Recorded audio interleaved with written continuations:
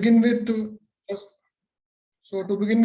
first of all, I would like to welcome CA Akash sir, Chairman Jaipur Branch, Lokesh sir, Member of Management Committee of Jaipur Branch, and I would also like to thank Jaipur Branch of CIRC of ICI for giving this opportunity and platform to young chartered accountants, so they can share their knowledge on the various subject matters. I think this is a very really good initiative by the Jaipur branch to conduct these sessions on the regular intervals. These are very helpful for the members to enrich their knowledge on the various subject matters. And so I'm very, very thankful to the Jaipur branch for this. And now I would like to request Akash sir to share some words on. Akash thank you Nitin. And मैं बताना चाहूंगा नितिन, हम fortunate हैं कि आप जैसे chartered accountants आगे आते हैं to moderate this for this session and always ready for the Jaipur branch जब भी अपने मेंबर्स को रिक्वेस्ट करती है for the moderation of any programme, तो हमेशा आप लोग आगे रहते हैं। एंड मैं बोलना चाहूंगा दोनों ही मॉडरेटर्स को, नितिन एंड समृद्धि माथुर, इन्होंने एक्सेप्ट किया जयपुर ब्रांच की तरफ से, है ना। एंड आज का सेशन कॉम्प्लेक्स इश्यू इन इंडेस 115। मैं बताना चाहूंगा फ्रेंड्स, हम लोग जयपुर ब्रांच हमेशा यही ट्राई करती है कि हम अलग अलग टॉपिक्स एंड यूनिक वे में जितने भी टॉपिक्स हैं उन सबको कवर करें। एंड आज का जो टॉपिक है इंडियाज 115, हमने ये देखा कि आज के सिनेरियो में जो वर्क कल्चर जो चल रहा है, जहाँ पे डिफरेंट ट्रांजेक्शन्स होते हैं, डिफरेंट कॉन्ट्रैक्ट्स होते हैं, जहां अपन को ये आइडेंटिफाई करना मुश्किल होता है कि कौन से इनकम को अपन रिकॉग्नाइज करें एज ए रेवेन्यू, या किसको अपन लेके जाएं, किसको अपन असेट दिखाएं। तो ये सब सिचुएशंस ऐसी हैं जो आज के टाइम पे बहुत ज्यादा कॉम्प्लेक्स है, बहुत ज्यादा अपन को डेप्थ स्टडी करने की जरूरत है। तो मैं और लोकेश जी हम बैठे थे एंड लोकेश जी ने सजेस्ट किया कि क्यों ना इस इंडियाज पे हम एक सेशन ही कर ले। तो मैं लोकेश जी को भी थैंक यू बोलना चाहूंगा for initiating such a nice session on this. And साथ के साथ मैं आज वेलकम करना चाहूंगा हमारे स्पीकर शुभम विजय जी का, जिन्होंने जयपुर ब्रांच की तरफ से इस टॉपिक पे जो बहुत ही टिपिकल टॉपिक है उस पे बोलने के लिए हमें हाँ बोली। तो मैं शुभम जी आपका भी साथ साथ धन्यवाद देना चाहूंगा। Thank you very much for accepting Jaipur branch invitation for this, है ना। And now over to Nitin. Thank you very much sir. And जैसे कि आप सबको पता है, आज जयपुर क्या आईसीआई की इलेक्शन भी गए, जिसमें newly president vice president elect हुए हैं, और लोकेश सर अभी दिल्ली हेड ऑफिस से ही हमारे साथ जुड़े हुए हैं। तो मैं उनसे रिक्वेस्ट करना चाहूंगा कि वो अपने न्यू ऑफिस बेयरर्स को कांग्रेचुलेशन दे। जैसे आईसीआई की new president CA Devashish Mitra sir and new vice president CA Aniket Talati sir. So many congratulations from my side to office bearers of our mother body. So please, Lokesh sir.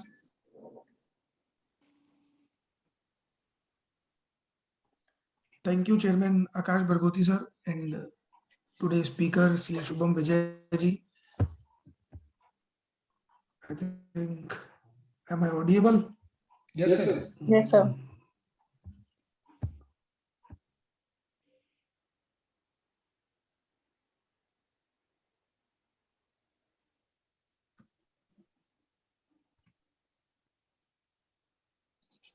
Lokesh sir.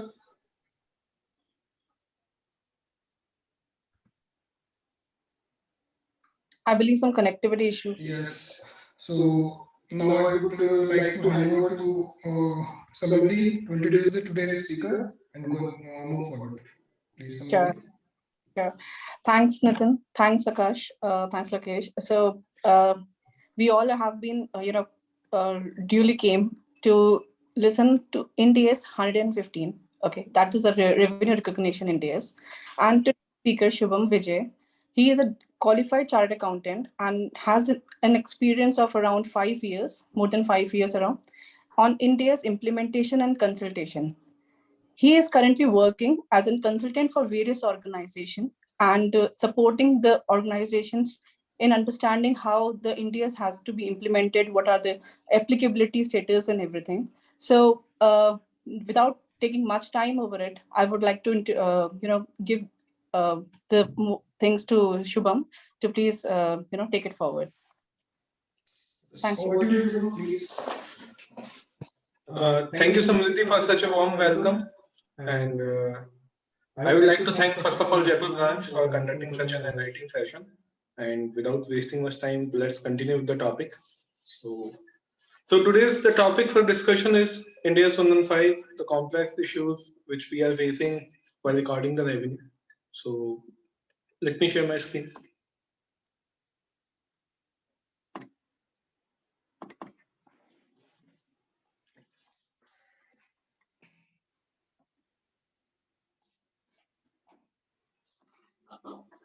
I hope my screen is visible, right?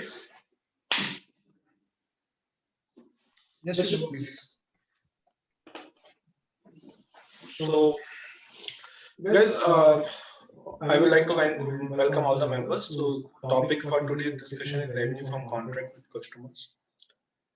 If we see it from an angle, from an India's angle, it is a very complex India. But if we see it from a transaction perspective, it is a very easy India's too.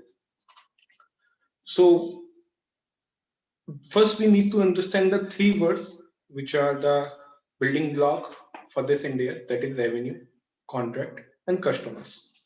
So, guys, revenue is any inflow that occurs to the organization from the ordinary activities. Second, the contract is the agreement between the parties. And third, the customer is the person which is buying the goods which are produced by the entity in the ordinary course of business. So if we understand these three terms clearly, we will be able to solve all the complex issues which we face while recording the revenue. So first of all, I would like to give you a brief background about the Ind AS. International Accounting Standard Board ने मई 2014 में IFRS 15 को लेके वो लोग आए थे, but after 4 years of gap, Ind AS 115 MCA ने release किया, and Ind AS 115 सुपरसीड करता है Ind AS 11 construction contract and Ind AS 18 revenue को, और Ind AS 115 इफेक्टिव है एनुअल रिपोर्टिंग के लिए from 1 April 2018. Every entity which need to adopt Ind AS need to adopt Ind AS 115 from 1 April 2018. और इसमें approach भी बता रखी है कि when this Ind AS was applicable, कि दो अप्रोच से हम इसमें ट्रांजिशन कर सकते हैं, that is full retrospective approach and the second is modified retrospective approach. So since we are it has already been 4 years or 3 years since this Ind AS has been implemented. So we should not talk about much about the transition approach. Rather, we should talk about what if they are in this India. So first of all, let's discuss about the scope. Lease contracts, insurance contract, financial instruments, and non-monetary exchanges are outside the scope of this Ind AS because they are either separate Ind AS for these things or these are lacking if there is no commercial substance, then it cannot be covered in this Ind AS. Second, बहुत important point इस Ind AS का है कि ये Ind AS उन्हीं contracts पे applicable है जहाँ पर counter party हमारा customer. I have told you before, customer वही party है जो organization के goods and services जो organization अपने ordinary course of activities में produce करती है, उनको खरीदता है, उनको buy करता है. Any contract which is not with customer is not covered in Ind AS 115. तो हम पहले जब इसमें Ind AS 115 में कॉन्ट्रैक्ट को जब एनालिसिस करते हैं तो ये हमारा एक इंपॉर्टेंट एक्सपेक्ट होता है कि कॉन्ट्रैक्ट हमारा कस्टमर के साथ होना चाहिए.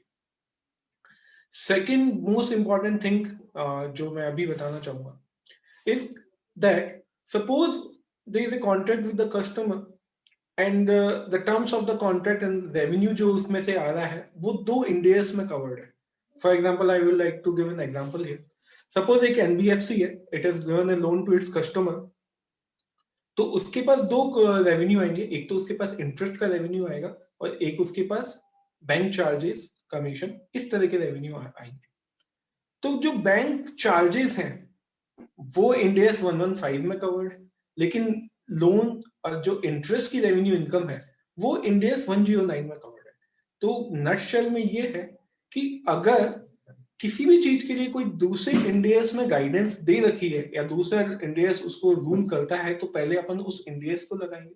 For example in this case हम इंटरेस्ट का अगर देखें तो 109 के अकॉर्डिंग रिकॉर्ड होगा, नॉट अकॉर्डिंग टू 115। और अगर उसकी गाइडेंस किसी और इंडियस में नहीं दे रखी है तो हम इंडियस 115 की गाइडेंस यूज करेंगे to record the revenue. Second, इसमें बहुत ही इजी वे में एक मॉडल दे रखा है इस इंडियस 115 में कि हमें 5 स्टेप मॉडल में रेवेन्यू रिकॉर्ड करना है।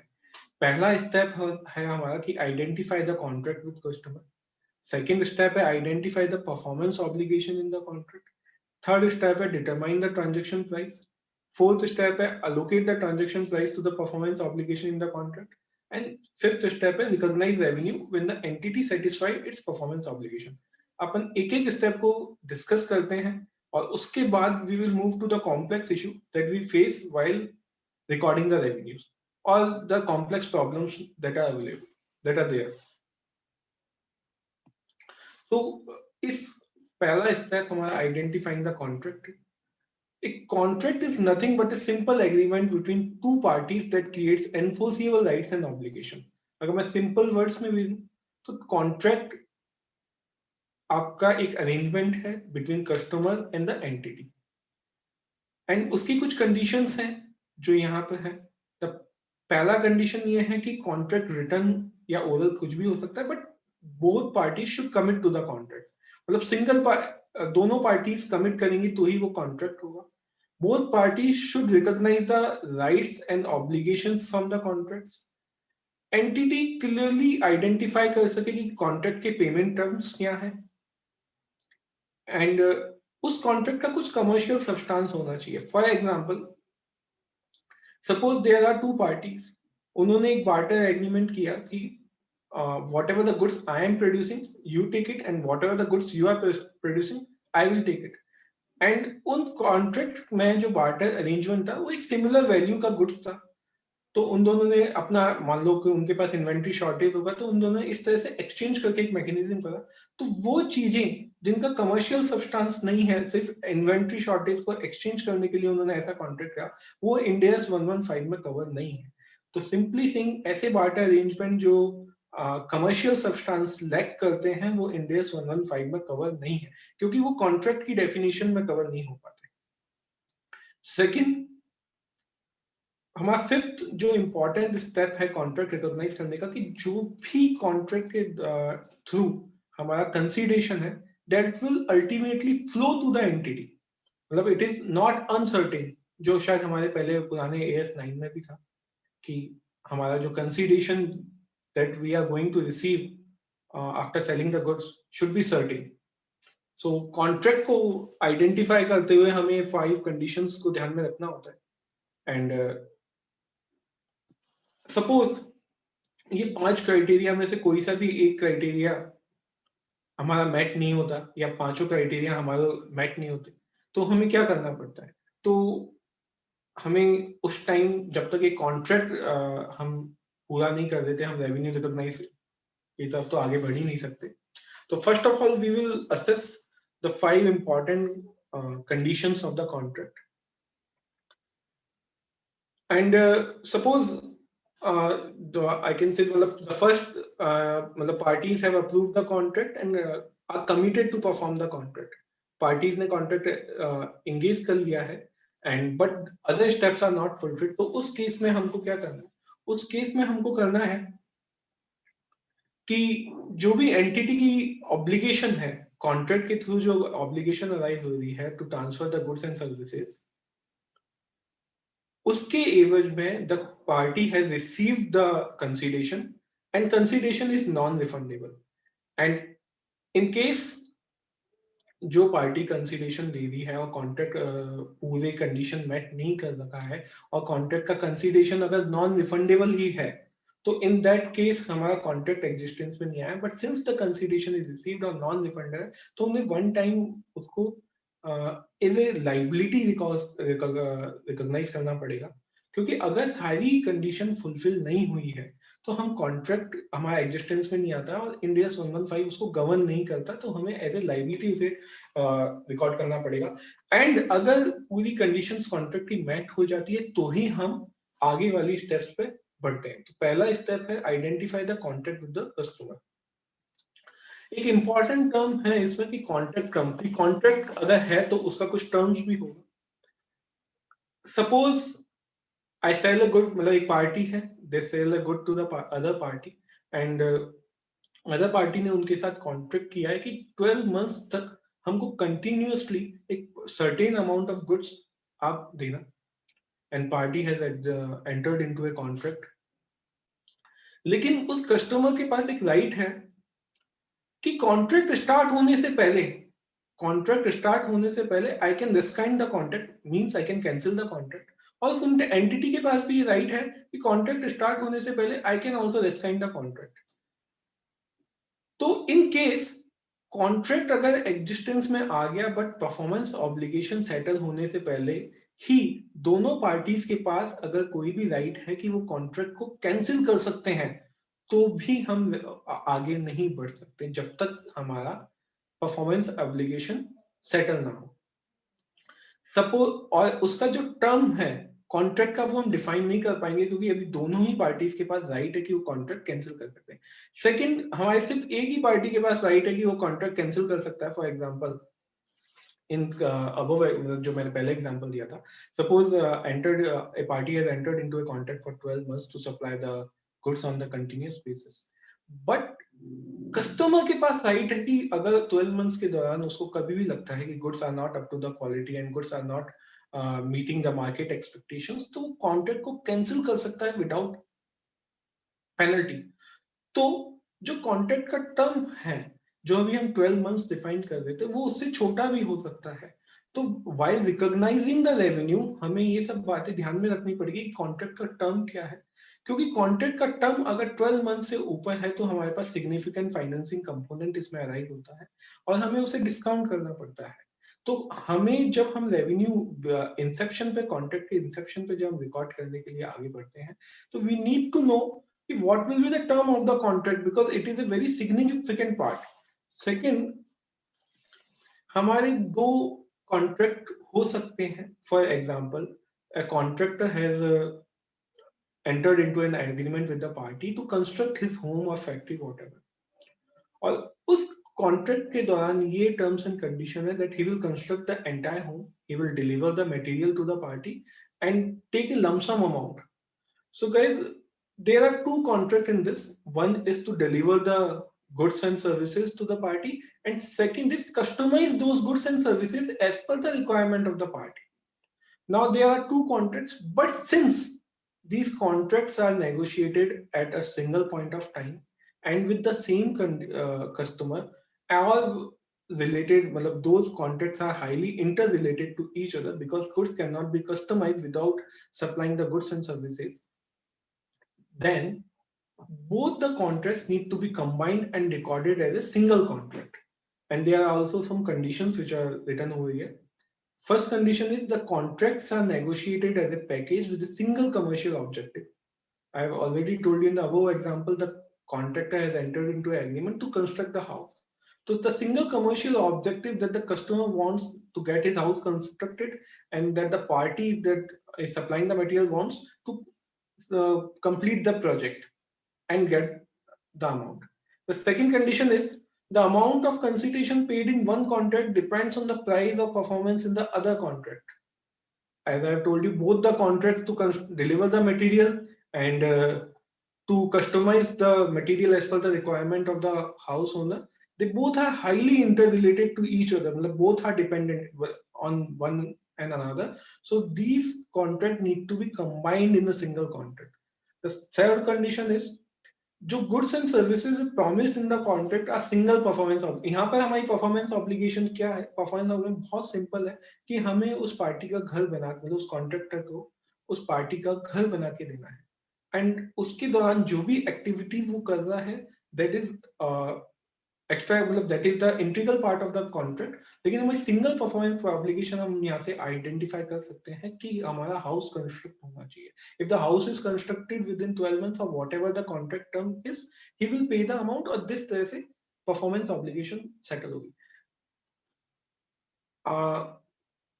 Before going to another, I will like to give another example. Suppose there is a vendor who is selling the ACs to the customer.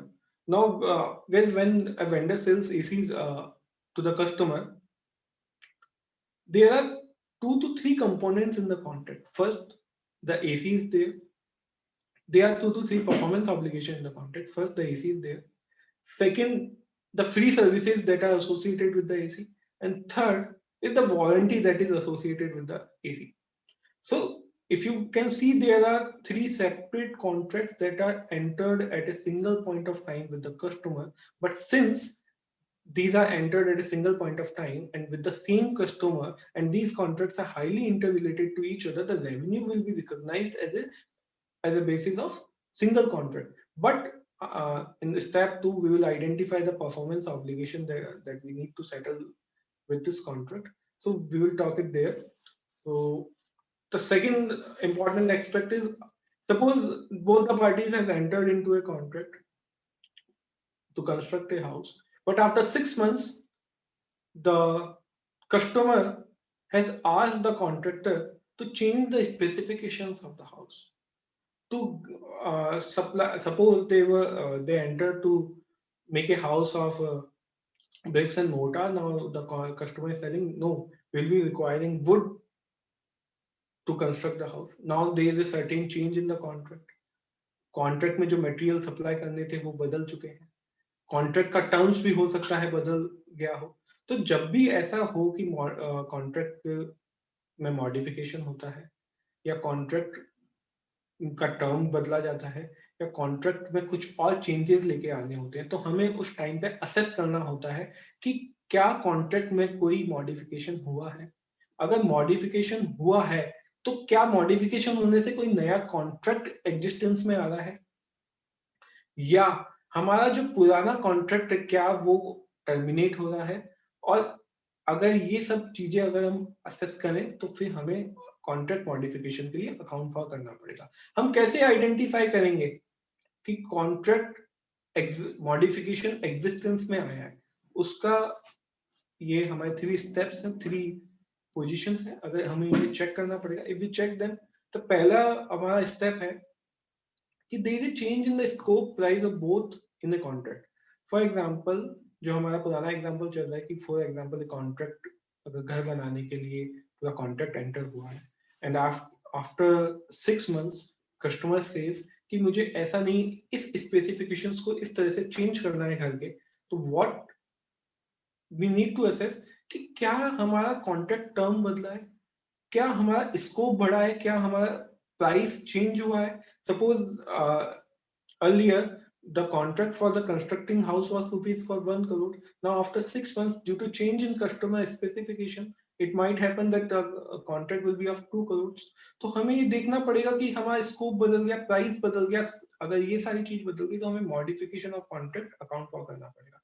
Second is, जो change आ रहा है contract में वो single party के through नहीं होना चाहिए, वो बोथ द पार्टीज के थ्रू अप्रूव होना चाहिए. और जो चेंज हुआ है कॉन्ट्रैक्ट में वो एनफोर्सेबल होना चाहिए. अगर ये तीनों कंडीशंस एग्जिस्टेंस में आती है तो हमारा कॉन्ट्रैक्ट मॉडिफाई हुआ है, हमें कॉन्ट्रैक्ट मॉडिफिकेशन के लिए अकाउंट फॉर करना पड़ेगा.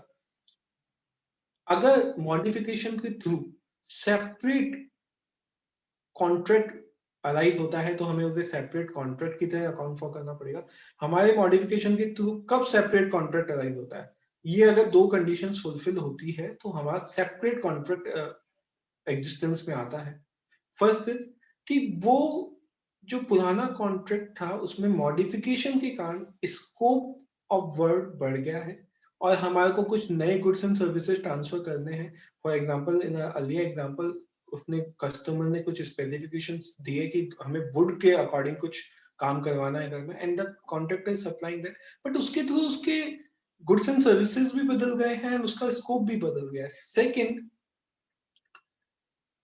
जो हमारा कॉन्ट्रैक्ट का अर्लियर प्राइस था क्या वो बदल गया है, क्या उसमें इंक्रीज आ गया है? फॉर एग्जाम्पल जो हमने घर बनाने कॉन्ट्रैक्ट किया था वो 1 करोड़ रुपए का था, आफ्टर चेंज इन स्पेसिफिकेशन वो 2 करोड़ का हो गया, बट 2 करोड़ के साथ मुझे एडिशनल गुड्स एंड सर्विसेज भी उसको ट्रांसफर करने हैं। तो जो एडिशनल गुड्स एंड सर्विसेज हमें ट्रांसफर करने हैं वो मैं डिस्टिंक्टली आइडेंटिफाई कर पा रहा हूँ, उसका टर्म्स को मैं डिस्टिंक्टली आइडेंटिफाई कर पा रहा हूँ, और मुझे क्लियरली विजिबल है कि इसमें स्कोप, इसका प्राइस और क्या गुड्स, नए गुड्स एंड सर्विसेज मुझे इसमें ट्रांसफर करने हैं। तो अगर ये दोनों कंडीशन मेरी फुलफिल हो जाती है तो हमें इस मॉडिफिकेशन को as a separate contract identify करना पड़ेगा, और सेपरेट कॉन्ट्रैक्ट जैसे ही मैं आइडेंटिफाई कर दूंगा तो हमें वापस वही पुराने, मतलब जो हमारे 5 स्टेप मॉडल है उस कॉन्ट्रैक्ट पे एज इट इज लगाने पड़ेंगे। मतलब अब आपके पास 2 कॉन्ट्रैक्ट है, एक पुराना था एक नया था, उसको आपको उस तरह से रिकॉर्ड करना पड़ेगा।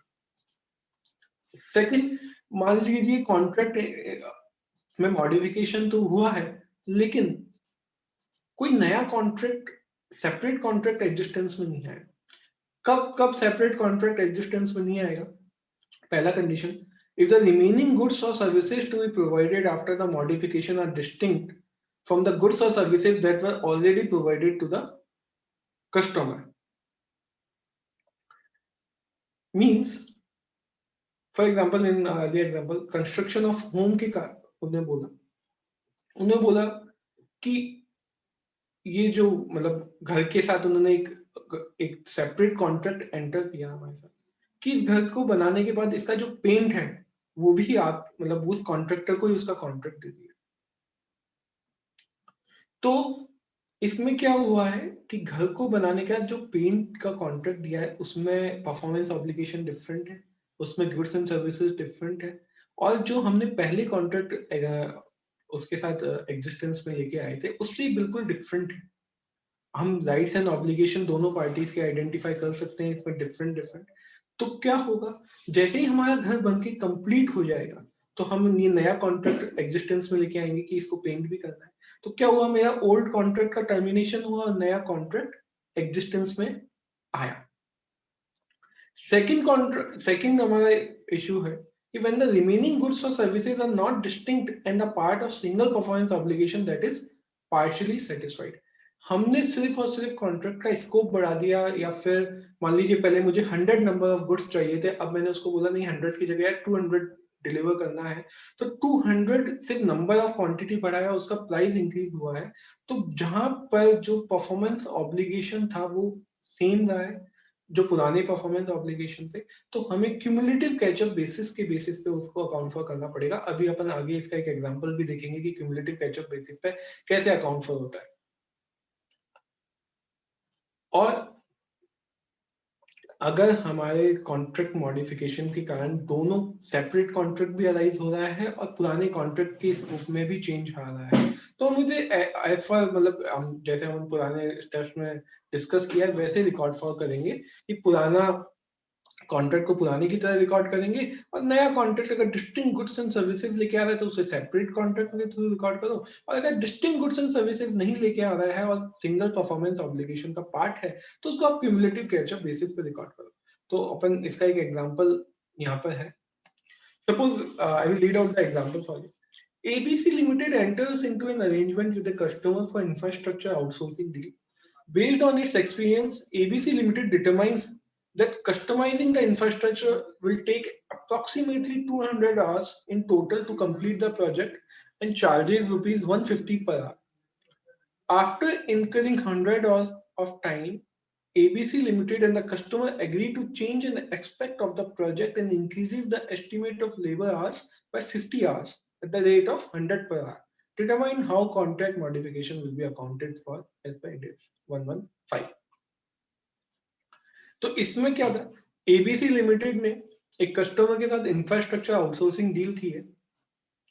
एबीसी लिमिटेड वहां पर डिटरमाइन करती है at the Inception of the contract कि हमें कम से कम अप्रोक्सीमेटली 200 आवर लगेंगे इस प्रोजेक्ट को कंप्लीट करने में, और हम इसके लिए आपसे 150 रुपीज पर आवर चार्ज करेंगे। लेकिन after incurring 100 hours of time, ABC Limited and the customer agree to change an aspect of the project and increases the estimate of labor hours. मतलब कस्टमर ने ABC से request करा होगा कि हमें product मतलब इस प्रोजेक्ट में ये कुछ और डिमांड है, तो एबीसी लिमिटेड ने उसको रीअसेस किया और बोला कि हमें 50 आवर्स और एक्स्ट्रा लगेंगे और उसके लिए हम आपसे 100 रुपीज पर आवर चार्ज करेंगे। तो मतलब इस एग्जांपल में क्या हो रहा है, कॉन्ट्रैक्ट मॉडिफिकेशन तो रिजल्ट में आया है, लेकिन जो हमारी परफॉर्मेंस ऑब्लिगेशन है, जो इंफ्रास्ट्रक्चर आउटसोर्स हमें करके डील है, जो कस्टमर के लिए हमें क्या काम करना है, उसमें मटेरियली कोई भी चेंज नहीं आया है। सिंस द मटेरियल उसमें चेंज नहीं आया है और ये सिंगल परफॉर्मेंस ऑब्लिगेशन है, हम इसको रिकॉर्ड फॉर करेंगे as per cumulative catch-up basis. Considering that the remaining goods or services are not distinct and part of a single performance obligation, the modification will be accounted for on a cumulative catch-up basis. For example, हमारा initial contract amount था कि हम 200 घंटे में वो काम पूरा करेंगे एंड उसके लिए 150 रुपीज पर आवर चार्ज करेंगे, तो टोटल अमाउंट था 30,000। मॉडिफिकेशन आया कॉन्ट्रैक्ट में 50 आवर्स का, उसके लिए हमने 100 रुपीज चार्ज करा और वो मॉडिफिकेशन का हमारा अमाउंट आया 5,000। तो हमारा टोटल जो अब रेवेन्यू बन रहा है इस कॉन्ट्रैक्ट से, वो बन रहा है 35,000 फॉर 250 आवर्स। अगर हम 35,000 को 250 से डिवाइड करते हैं तो हमारा रेट निकल के आ जाएगा 140। हमें रेवेन्यू कितना रिकॉग्नाइज करना है, हमने अभी तक 100 आवर्स का काम कर चुके हैं, तो हम 100 आवर्स के लिए रेवेन्यू रिकॉर्ड फॉर करेंगे, हमारे रेट से मल्टीप्लाई करेंगे, तो 14,000 का रेवेन्यू हमें रिकॉर्ड करना है। लेकिन आफ्टर पुराने कॉन्ट्रैक्ट के अकॉर्डिंग हम कितना रेवेन्यू ऑलरेडी बुक कर चुके हैं, क्योंकि हमारा था कि 200 आवर्स में काम कंप्लीट करना है और एक आवर की कॉस्ट है 150। तो since 100 hours has already been elapsed and ABC Limited has already recorded revenue for 100 hours at the rate of 150, and but after cumulative catch-up basis the rate is 140, we need to provide for reversing the revenue or we need to provide for adjustment in revenue to the extent of 1,000 rupees. I hope now cumulative catch-up basis is quite clear. Let's move forward. So step 2, this is one of the most important step in this. As I have told you in the earlier example, suppose a party has entered into a contract with the contractor to make the home or make the building as per the requirement of the customer. So what is the performance obligation in this? Performance obligation बहुत simple है इस case में कि आपको घर बना के देना है। अगर आपने उसको घर बना के दे दिया तो मेरा परफॉर्मेंस ऑब्लिगेशन सेटल हो गया। परफॉर्मेंस जैसे ही आप उसको घर बना के दे दोगे तो घर के अगेंस्ट में आपको मनी देगा, मतलब जो भी आपका स्टेटेड अमाउंट ऑफ कंसिडरेशन है तो वो कंसिडरेशन आपकी तरफ फ्लो करेगा, तो रेवेन्यू आपकी तरफ फ्लो कर रहा है। परफॉर्मेंस ऑब्लिगेशन आपको आइडेंटिफाई कर ली तो आप इसको रिकॉर्ड, जैसे ही आप उसको घर बना के दोगे तो उसके टाइम आप रेवेन्यू रिकॉर्ड कर सकते हैं। तो performance obligation it's very simple to identify if you read the contract कि क्या जो पार्टी है वो कंसिडरेशन के बदले में क्या गुड्स एंड सर्विसेज उसको दे रहा है। मतलब फॉर एग्जांपल अगर if we go to a shop and we ask for something, हम मैगी खरीद रहे हैं and we give him 50 rupees and we ask कि हमें मैगी दे दो, तो मैगी जो उसने सप्लाई करी वो उसका परफॉर्मेंस एप्लीकेशन है और जो हमने उसको 50 रुपीज दी वो हमारा कंसिडरेशन है। अब इस केस में क्या हो रहा है कि मैगी को मैं आइडेंटिफाई कर सकता हूँ कि मेरा क्या, मुझे क्या रिसीव हुआ है उस कंसिडरेशन में, तो गुड्स और सर्विसेज हमारे डिस्टिंक्ट हैं, ठीक है।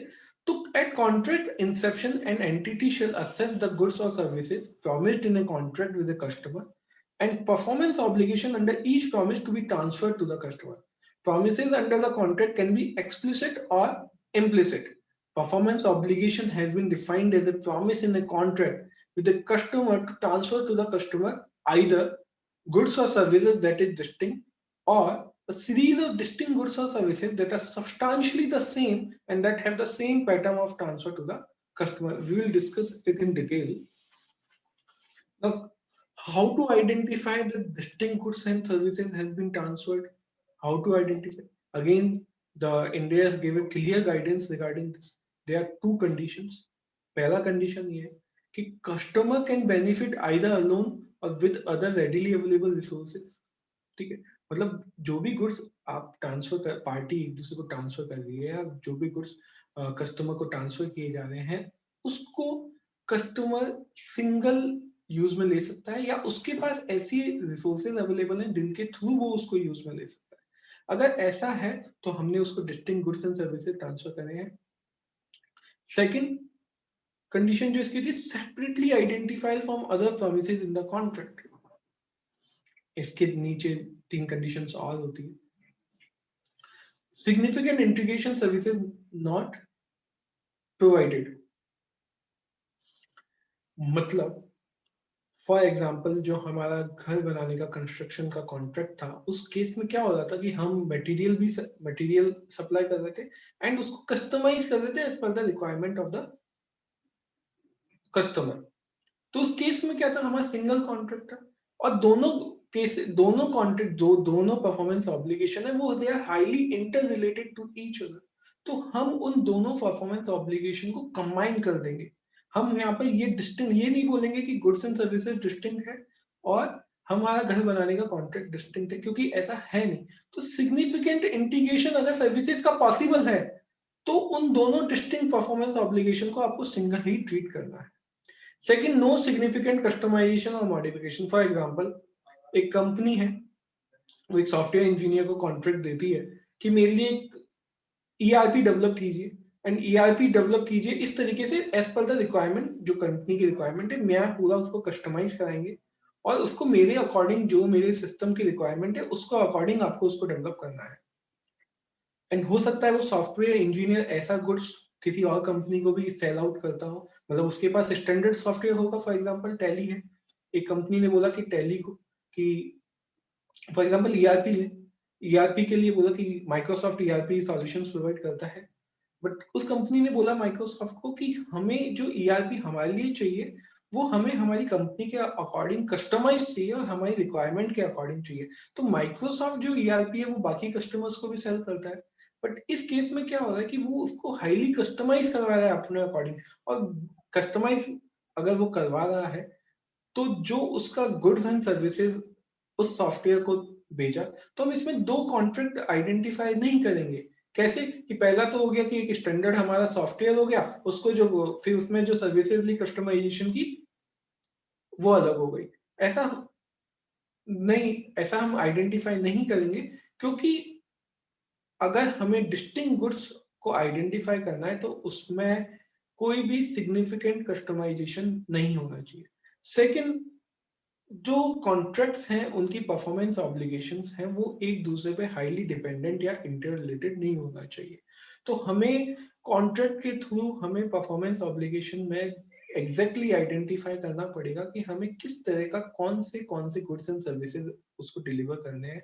For example in earlier example, जब हम एसी परचेज करके लेके आते हैं तो हम 3 सर्विसेज लेते हैं एसी से। पहला हो गया एसी, तो मैं उसको डिस्टिंक्टली आइडेंटिफाई कर पा रहा हूँ। सेकंड हो गया उसकी फ्री सर्विसेज, मैं उसको आइडेंटिफाई कर पा रहा हूँ। और थर्ड हो गया मेरा उसके साथ एसोसिएट वारंटी। अब आप इसमें कॉन्ट्रैक्ट को असेस करें तो इन तीनों सर्विसेज में सिग्निफिकेंट इंटीग्रेशन पॉसिबल नहीं है। मैं कस्टमर को ही अपने अकॉर्डिंग कस्टमाइजेशन नहीं करवा रहा है, और ये तीनों कॉन्ट्रैक्ट में जो परफॉर्मेंस ऑब्लिगेशन है वो एक दूसरे पे हाईली डिपेंडेंट या इंटर रिलेटेड नहीं है। कैसे नहीं है कि फॉर एग्जांपल अगर कस्टमर ने एसी खरीदा और उसने मेरे से फ्री सर्विसेज नहीं करवाई, या फ्री सर्विसेज एक अलग ही पार्ट है वो मैकेनिक को करना होगा, एसी से उसका कोई भी ऐसा रिलेशन नहीं है। अब मतलब यू माइट थिंक कि हम एसी खरीदते हैं तो ये तो बंडल्ड सर्विसेज है, एक साथ ही आएंगी, बट ऐसा नहीं है। जब हम रेवेन्यू रिकॉर्ड करेंगे, जब अकाउंटिंग एंट्री करेंगे, देन यू विल आइडेंटिफाई ये तीनों चीजें अलग अलग रिकॉर्ड होगी। और यही इस इंडिया की बिल्कुल यूनिक बात है कि इसमें आपको परफॉर्मेंस ऑब्लिगेशन को क्लियरली आइडेंटिफाई करना होगा और उसके अकॉर्डिंग ही रेवेन्यू रिकॉर्ड करना पड़ेगा। ये इंपॉर्टेंट बात है, यही कॉम्प्लेक्सिटी आती है कि हम आइडेंटिफाई नहीं कर पाते हैं कि क्या सेपरेट हमारा परफॉर्मेंस ऑब्लिगेशन है। अगर हम सेपरेट परफॉर्मेंस ऑब्लिगेशन आइडेंटिफाई नहीं कर पाएंगे तो हम कंसिडरेशन को इन परफॉर्मेंस ऑब्लिगेशन के अकॉर्डिंग अलोकेट नहीं कर सकते। डिस्टिंक्ट गुड के बाद सर्विसेज आती है, सीरीज ऑफ डिस्टिंक्ट गुड्स और services. For example, I have contracted with a newspaper agency कि आप मुझे फॉर द ईयर 365 डेज मुझे न्यूज़पेपर देना मेरे घर पे। अब इस केस में क्या हो रहा है, परफॉर्मेंस ऑब्लिगेशन क्या है, न्यूज़पेपर डिलीवर करना पार्टी के लिए। मैं कस्टमर हूं, मैं उनको कंसिडरेशन दूंगा। तो अब अगर आप देखो तो 365 डेज के लिए मैंने उसको एक कॉन्ट्रैक्ट करा है कि हर दिन मुझे एक न्यूज़पेपर डिलीवर करो। और वो हर दिन मुझे न्यूज़पेपर डिलीवर करेगा, एक similar set of services deliver कर रहा है। अब आप बोलेंगे कि इसमें हम डिस्टिंक्ट गुड्स और सर्विसेज आइडेंटिफाई कर पा रहे हैं, तो हर दिन का रेवेन्यू रिकॉर्ड करेगी न्यूज़पेपर एजेंसी, क्योंकि हर दिन वो एक जैसा न्यूज़पेपर दे रहा है और 365 कॉन्ट्रैक्ट एंटर हो गए हैं और 365 बार रेवेन्यू रिकॉर्ड करेंगे, but this is not the case. अगर डिस्टिंक्ट गुड्स एंड सर्विसेज एक सिमिलर पैटर्न में है, एक सीरीज में आ रहे हैं, तो हम उसको एक साथ रिकॉर्ड करेंगे। जैसे इस केस में मैंने जो एग्जांपल लिया है कि इस केस में जो न्यूज़पेपर एजेंसी है मुझे 365 डेज तक वो न्यूज़पेपर सप्लाई करेंगे, तो यहाँ पर 365 सेपरेट कॉन्ट्रैक्ट आइडेंटिफाई नहीं होंगे, यहाँ पर सिमिलर गुड्स एंड सर्विसेज हैं, सिमिलर पैटर्न के साथ है, हर रोज मेरे पास वही न्यूज़पेपर आएगा, तो यहाँ पर एक सीरीज ऑफ डिस्टिंक्ट गुड्स और सर्विसेज है। यही केस हमारा सिक्योरिटी सर्विसेज में होता है, और इस केस में क्या कर जो 365 डेज तक हमको न्यूज़पेपर सप्लाई करना है न्यूज़पेपर एजेंसी को, उसको हम सिंगल परफॉर्मेंस एप्लीकेशन की तरह अकाउंट फॉर करेंगे। ठीक है, तो again there is a case study for you. Suppose, let me read out for it. NJ Limited enters into a contract to build a house for a customer. NJ Limited is responsible for the overall management of the project and identifies various goods and services that are provided, including architectural design, site preparation, construction of the house, plumbing and electric services, and finished carpentry. Now members, you can easily see कि यहाँ पे कितने सारे goods and services वो NJ Limited customer को provide कर रहा है, and NJ Limited regularly enters into such contracts with customer to sell these goods and services individually to them. और NJ Limited ये अपने regular course of business में ऐसा करता है कि वो एक bundled goods and services उसको supply करता है। तो how many performance obligation are in the contract? आप आइडेंटिफाई कीजिए कि how many performance obligation है इस contract में। See, the solution is there.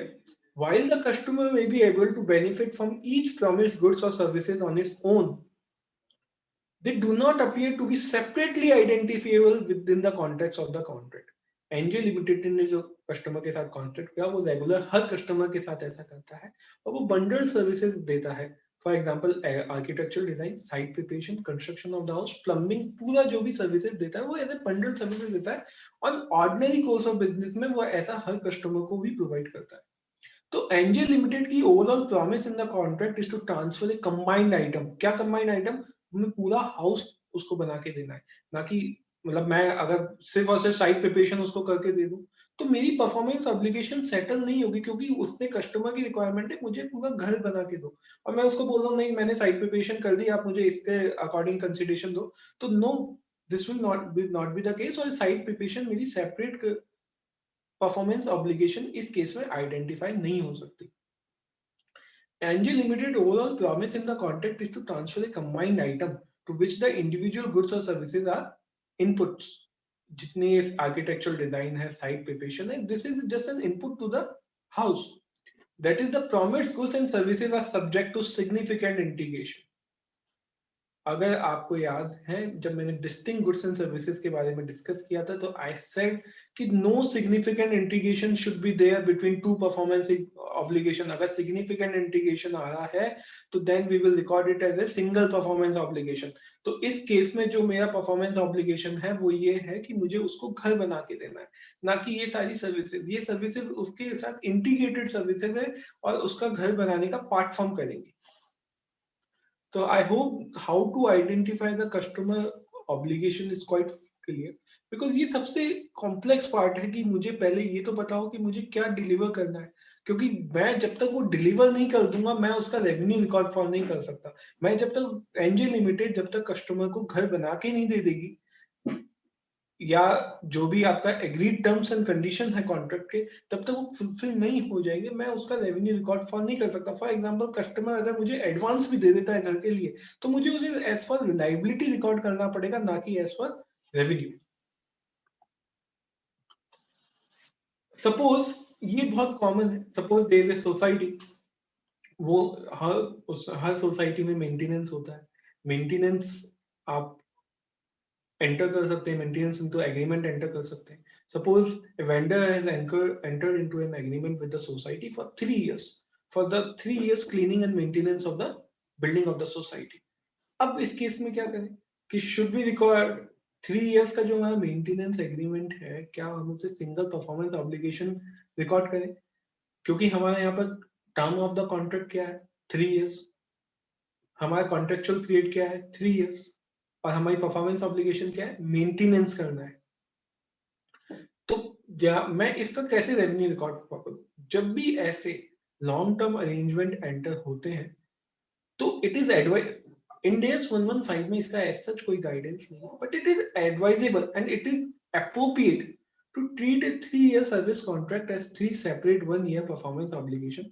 मतलब क्या होगा, मेरा 3 ईयर का फॉर एग्जांपल 3 ईयर के वो मुझसे 3 लाख रुपीस चार्ज कर रहा है, तो what the contractor will do कि यार जैसे ही 1 साल हो गया 1 लाख रुपए का रेवेन्यू रिकॉर्ड कर लेता हूँ और आगे बढ़ता हूँ. या फॉर एग्जांपल हो सकता है कस्टमर ने उसको 3 लाख रुपीस अपफ्रंट दे दी एंड देन ही सेड कि 3 ईयर मेंटेनेंस एग्रीमेंट है, आपको 3 इयर्स में इसको चार्ज करना है. तो आप first year 1 lakh rupees record for करें, second year 1 lakh rupees record for करें और third year 1 lakh rupees record करें. तो जब भी ऐसे लॉन्ग टर्म अरेंजमेंट्स हो और उसमें अगर सिमिलर सेट ऑफ सर्विसेज देनी है तो आप उस कॉन्ट्रैक्ट को, उसके टर्म को एक छोटे कॉन्ट्रैक्ट टर्म में डिवाइड कर सकते हैं in case of long term arrangement. And इसमें कंडीशंस ये है कि आपको सिमिलर सेट ऑफ सर्विसेज देनी है. अगर हमारी सिमिलर सेट ऑफ सर्विसेज नहीं है तो फिर हमको वो 3 ईयर का कॉन्ट्रैक्ट की तरह ही ट्रीट करना होगा. हमारा थर्ड स्टेप है डिटरमाइनिंग द ट्रांजैक्शन प्राइस. अभी तक हमने 2 स्टेप डिस्कस करे. पहला हमें कॉन्ट्रैक्ट आइडेंटिफाई करना होगा कि first there should be an stated agreement between the both the parties. Second step हमने आइडेंटिफाई करा कि परफॉर्मेंस मतलब क्या देना है, क्या सेटल करना है. फॉर एग्जांपल एनजे लिमिटेड के एग्जांपल में घर बना के देना है तो घर बनाना ही एक परफॉर्मेंस, जैसे ही घर बना के दे देंगे वो हमारा परफॉर्मेंस ऑब्लिगेशन सेटल हो गया. अब थर्ड इंपॉर्टेंट स्टेप है कि उस घर जो मैंने बनाया एनजे लिमिटेड ने और उसके अगेंस्ट में कस्टमर ने जो उसको पेमेंट करी वो उसकी ट्रांजैक्शन प्राइस हो गई. तो उसको डिटरमाइन करना पड़ेगा कि हम अगर ये परफॉर्मेंस ऑब्लिगेशन सेटल कर रहे हैं तो हमें इसके अगेंस्ट में कितना कंसीडरेशन मिलेगा. ये हमें फर्स्ट देखो आइडेंटिफाई करना पड़ेगा कि इसके अगेंस्ट में क्या एक्सपेक्टेड कंसीडरेशन है. तो ट्रांजैक्शन प्राइस की बहुत सिंपल डेफिनेशन है कि transaction price is the amount of consideration to which the entity expects to be entitled in exchange for transferring promised goods or services to a customer, excluding amount collected on behalf of third parties. इसका बहुत classic example है, जो भी seller आप customer से GST collect करता है वो किसके बिहाफ पे कलेक्ट करता है, गवर्नमेंट के बिहाफ पे. तो क्या वो जो जीएसटी कलेक्ट करता है can be considered as the revenue? No, because it is being collected on the behalf of third parties. Second, the consideration promised in a contract with a customer may include fixed amounts, variable amounts, or both. Further, an entity shall consider the terms of the contract and its customary business practices to determine the transaction price. When determining the transaction price, an entity shall consider the effects of all of the following: variable consideration, constraining estimates of variable consideration, significant financing component, non-cash consideration, or consideration payable to a customer. Suppose NJ Limited entered into a contract with customer to construct a house in 12 months for rupees 1 crore. Customer said, "Listen, NJ Limited, if you complete this house in 6 months, I will give you 1.5 crore. मतलब अगर आप 12 महीने की जगह इसको 6 महीने में complete कर देंगे तो मैं आपको 1 करोड़ की जगह 1.5 करोड़ दूंगा, मतलब 50 lakh rupees bonus for early termination, मतलब early completion of the project." ठीक है. Now on the basis of past experience of NJ limited knows that I can complete this in 6 months. right? Since Angel Limited knows from the very beginning, and he has a full confidence in himself, and on the basis of past experience with other contracts, he knows that this contract can be done with can be completed in 6 months. So he knows there are two consideration in the contract. One is fixed consideration 1 crore, and second is variable consideration 50 lakh rupees. But he is determined, he is sure, he is having on the basis of past experience, he is knowing that this 50 lakh rupees will ultimately flow to him since he is going to complete the contract in 6 months. तो हमारा पुराना Indians में क्या पुराने as में क्या होता था, हम प्रूडेंस और कंजर्वेटिव के बेसिस पे चलते थे कि अगर हमें जैसे ये 50 लाख रुपीस का जो बोनस अगर जब हमें मिलेगा तब हम इसको रिकॉर्ड फॉर करेंगे, जब तक मिलेगा ही नहीं तब तक रिकॉर्ड फॉर नहीं कैसे करें। लेकिन इस केस में इस इंडियस में 115 में एक गाइडेंस है कि आप पहले एक्सपेक्टेशन रखो कि आपको क्या क्या इस कंसिडरेशन में मिल सकता है, कि वेरिएबल पार्ट आपका कितना है, फिक्स पार्ट कितना है। इस केस में क्या है, जैसे 1 करोड़ हमारा फिक्स पार्ट है एंड 50 लाख हमारा वेरिएबल पार्ट है। अगर आप मोस्ट सर्टेन हो कि दोनों मुझे फ्लो होंगे तो आप अकॉर्डिंगली रेवेन्यू रिकॉर्ड करो, और अगर आपको सर्टेन होता है नहीं यार मैं 6 मंथ्स के इसको कंप्लीट नहीं कर रहा, बेसिस पे आप मेरा पास्ट एक्सपीरियंस के बेसिस पे मैं कॉन्ट्रैक्ट 6 मंथ्स पे नहीं कर पाया हूँ, तो आप सिर्फ फिक्स रेवेन्यू रिकॉर्ड करो। आप वेरिएबल जो आपका रेवेन्यू है उसमें कांस्टेंट है, और अगर कांस्टेंट्स हैं तो मैं वेरिएबल रेवेन्यू को रिकॉर्ड फॉर नहीं करूंगा। ये बहुत सिग्निफिकेंट है क्योंकि ये आइडेंटिफाई करना कि वेरिएबल अमाउंट में कॉन्स्टेंट्स हैं, ये बहुत ही मैनेजमेंट जजमेंट है, and since judgement is involved it is highly litigative issue. अब वेरिएबल कंसिडरेशन है वो क्या है? The consideration promised in the contract may include a variable amount such as discounts, rebates, refund, penalty, credit, price concession, incentives, performance bonuses, or when the entity's entitlement to the consideration is contingent on the occurrence or non-occurrence of the future event. इस case में for example हमारा जो variable consideration है वो बहुत positive और negative हो सकता है। प्रीवियस एग्जांपल में देखूं तो ये कंडीशन कॉन्ट्रैक्ट में भी हो सकती है कि if you do not completed this house in 12 months and if you take 3 more than 12 months there will be penalty for 10 lakh rupees, and instead of receiving 1 crore rupees you will receive only 90 lakh rupees। तो क्या मैं इसको record for करूं? Again मेरा past basis क्या रहा है, क्या मैं कॉन्ट्रैक्ट को 12 मंथ्स में पूरा कर पाया हूं या मुझे 13 मंथ्स लगते हैं या 14 मंथ्स लगते हैं।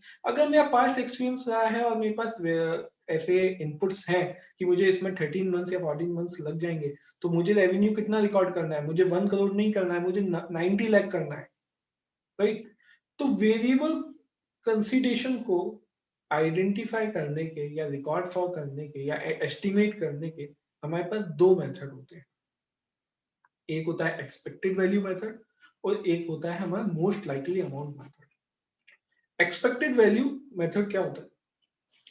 फॉर एग्जाम्पल हमारा जो प्रीवियस एग्जाम्पल था कि अगर मैं इस प्रोजेक्ट को 6 मंथ्स में, अगर कॉन्ट्रैक्टर प्रोजेक्ट को 6 मंथ्स में कंप्लीट कर देता है तो 50 लाख रुपीस का बोनस मिलेगा, 7 मंथ में कर देता है तो 40 लाख रुपीस का बोनस मिलेगा, और अगर 6 मंथ्स में कंप्लीट कर देता है तो 30 लाख रुपीस का बोनस मिलेगा। एंड अगर इस तरीके से है तो इस तरीके से अगर बोनस का जो अमाउंट है वो पॉसिबल आउटकम्स कुछ भी हो सकते हैं। मतलब कि मेरे पास कुछ भी पॉसिबल आउटकम्स है कि ये कॉन्ट्रैक्ट में 6 महीने में कंप्लीट कर सकता हूँ, 7 महीने में कंप्लीट कर सकता हूँ, 8 महीने में कंप्लीट कर सकता हूँ, 9 महीने में कंप्लीट कर सकता हूँ, और अगर मैं जिस भी मंथ में इसको कंप्लीट करूंगा उसके अकॉर्डिंग मुझे बोनस मिलेगा। तो सिंस यहाँ पे पॉसिबल आउटकम एक 2 से ज्यादा है या 1 से ज्यादा है तो हम सिंपल एक्सपेक्टेड वैल्यू मेथड यहाँ पे यूज करेंगे। एक्सपेक्टेड वैल्यू मेथड कुछ भी नहीं है, सिंपल सा फॉर्मूला है कि जो भी हमें मिलने वाला है उस कॉन्ट्रैक्ट के अगेंस्ट बोनस में हम उस पर एक प्रोबेबिलिटी वेटेड अमाउंट असाइन करेंगे, जो भी हमारी प्रोबेबिलिटी है। अगेन प्रोबेबिलिटी कैसे डिटरमाइन करेंगे, वो हमारा पास्ट एक्सपीरियंस या मैनेजमेंट जजमेंट के बेसिस पर डिटरमाइन होगा कि हम इसकी मतलब हो सकता है मेरा 10% चांस हो कि मैं इसको 6 मंथ्स में कंप्लीट करूं एंड 20% चांस है मैं इसको 7 मंथ में कंप्लीट करूं, तो उस प्रोबेबिलिटी के साथ हम उस अमाउंट को मल्टीप्लाई करेंगे and expected value of variable consideration निकालेंगे। सेकेंड मेथड होता है the most likely amount.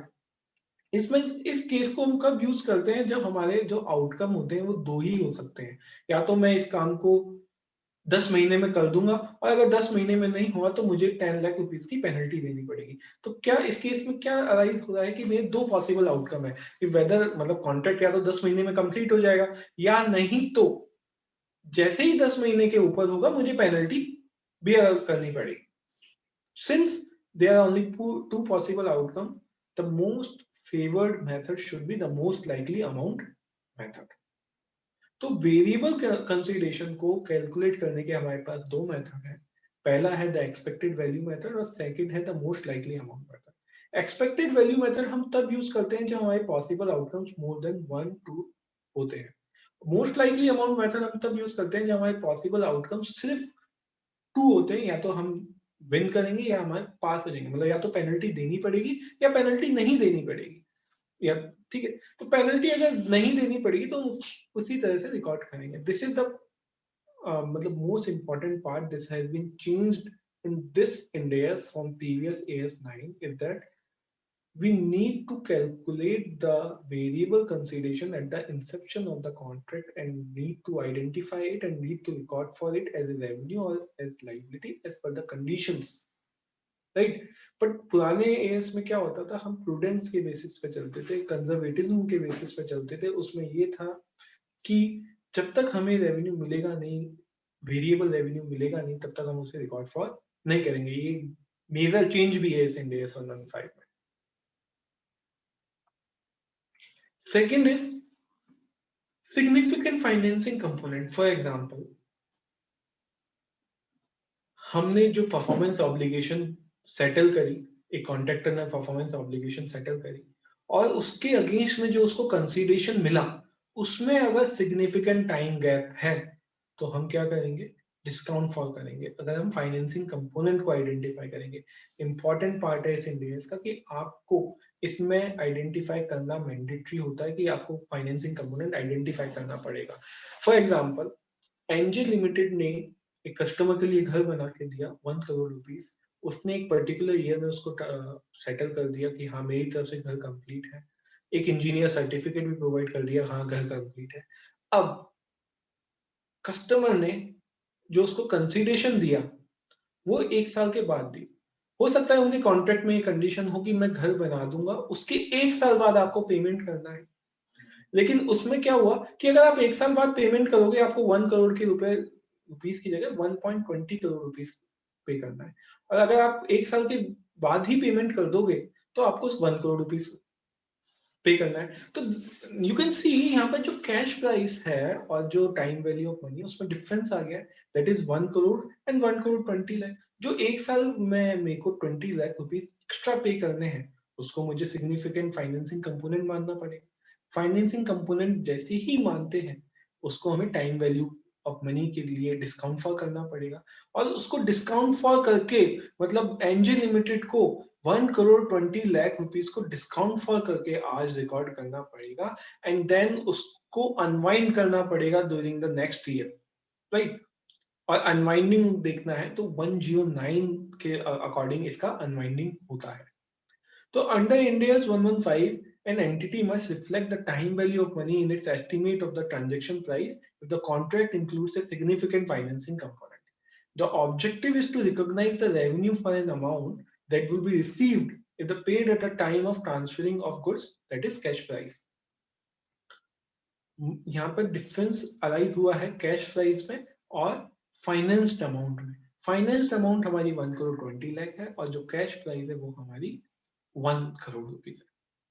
To determine whether a financing component is significant, an entity considered as several factors, including both of the following: the difference, if any, between the promised consideration and the cash selling price, जो हमारे case में 20 lakh rupees है, the combined effect of the expected length of time between delivery of the goods or services and receipt of payment, and the prevailing interest rates in the relevant market, right?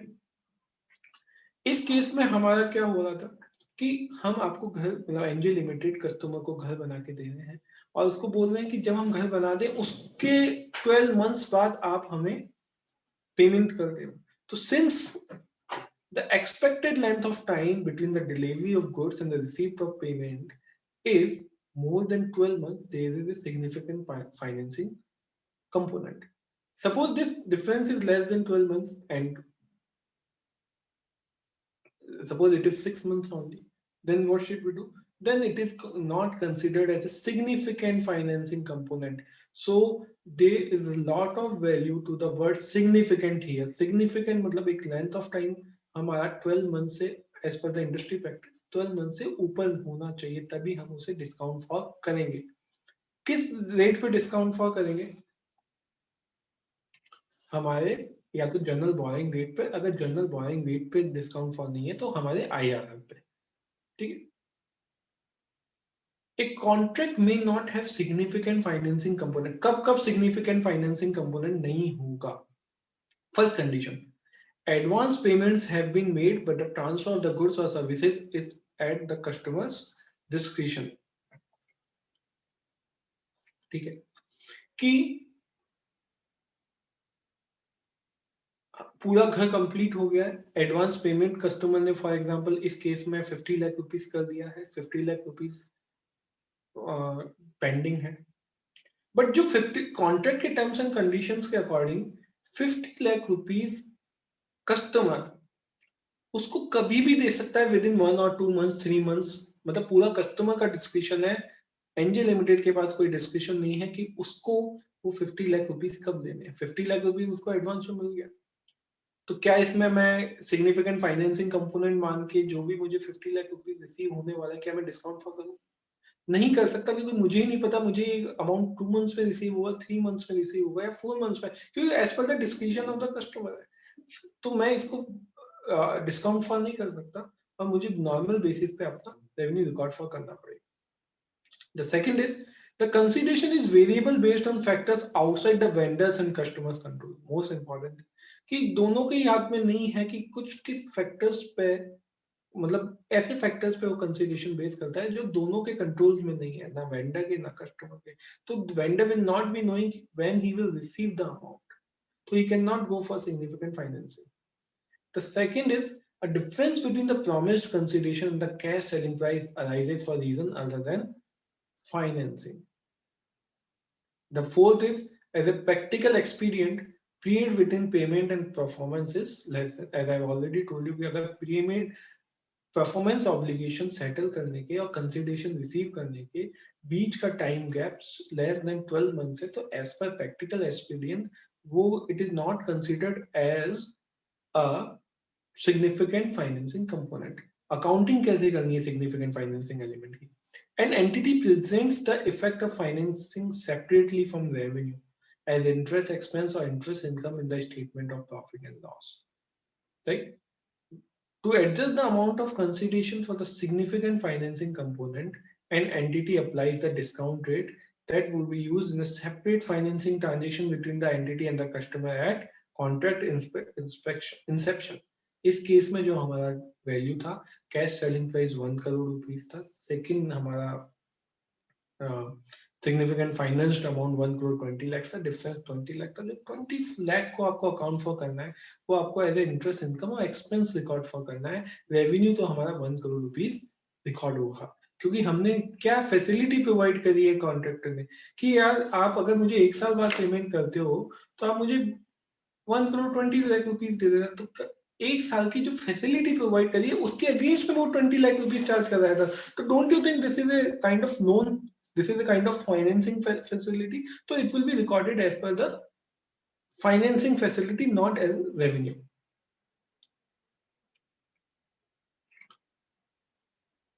This is a case study because we are having limited time, so I want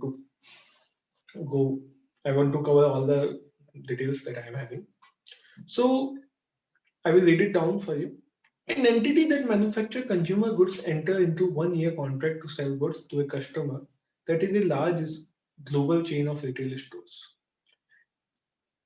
The customer commits to buy at least 15 crore of products during the year. इस case में क्या होगा, एक entity एक जो consumer goods बनाती है, for example HUL है, HUL कंज्यूमर गुड्स बनाती है, various kind of soaps, detergents, everything, वो एक कॉन्ट्रैक्ट में एंटर करती है वॉलमार्ट से।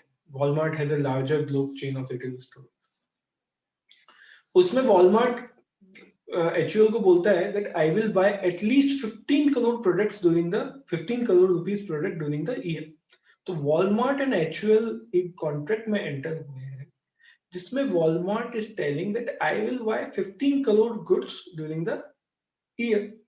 Okay, the contract also requires the entity to make a non-refundable payment of rupees 1.5 crore to the customer at the inception of the contract.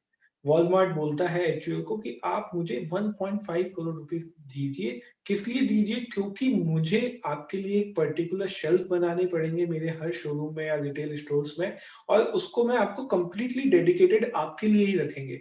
मतलब उस shelf में या उस एरिया में सिर्फ और सिर्फ HUL के प्रोडक्ट वहां पर डिस्प्ले होंगे। The rupees 1.5 crore payment will compensate the customer for the changes it needs to make to its shelving or accommodates the entity's product, right? The entity does not obtain control of any rights to the customer's shelf. HUL के पास कोई भी right नहीं है Walmart का shelf, but HUL को 1.5 crore rupees payment in upfront करने हैं, that is non refundable for customisation की कस्टमाइजेशन या for entering into committed contract की जो वो शेल्फ हैं या जो कस्टमाइज करेंगे वो पर्टिकुलर HUL के लिए ही रहेंगे। बट HUL का उस वॉलमार्ट के शेल्फ पे एज सच कोई ओनरशिप राइट नहीं है कि ओनर वो हो गया, ओनर अभी भी वॉलमार्ट ही है। तो इस केस में ट्रांजैक्शन प्राइस क्या होगी? The solution is there. The payment to the customer is not in exchange for a distinct good or services because the entity does not obtain control of any rights to the customer shelf. Consequently, the entity determines that rupees 1.5 crore payments is a reduction of the transaction price. See, though the payment by HUL to the Walmart is not against any goods or services because HUL के पास उन shelf का कोई भी right नहीं है, ownership right नहीं है, and since HUL is not having ownership right, it cannot be determined as a separate performance obligation. It needs to be determined as a deduction of the transaction price. The consideration payable is accounted for as a reduction is transaction price. Transaction price हमारा क्या था? 1.15 करोड़। हमने क्या Walmart ने क्या बोला कि 1.5 करोड़ आप पेमेंट कर दीजिए, हम आपके लिए कुछ शेल्फ को आपके अकॉर्डिंग कस्टमाइज कर देंगे और वहां पर सिर्फ HUL के प्रोडक्ट डिस्प्ले होंगे। तो but HUL was not owning such shelves, तो क्या क्यों जो 15 करोड़ का हमारा ट्रांजैक्शन प्राइस हुआ उसको हम रिडक्शन मानेंगे, वॉलमार्ट उसके लिए रिडक्शन हम उसे as a reduction account for करेंगे। The consideration payable is accounted for as reduction in the transaction price when the entity recognizes revenue for the transfer of goods. Consequently, as the entity transfers goods to the customer, the entity reduces the transaction price for each good by 10%. Therefore, in the first month in which the entity transfers goods to the customer, the entity recognizes revenue of 1.125 crore. Rupees 1.25 crore invoice amount less 0.125 crore of consideration payable to the customer. So, this is a very complex transaction where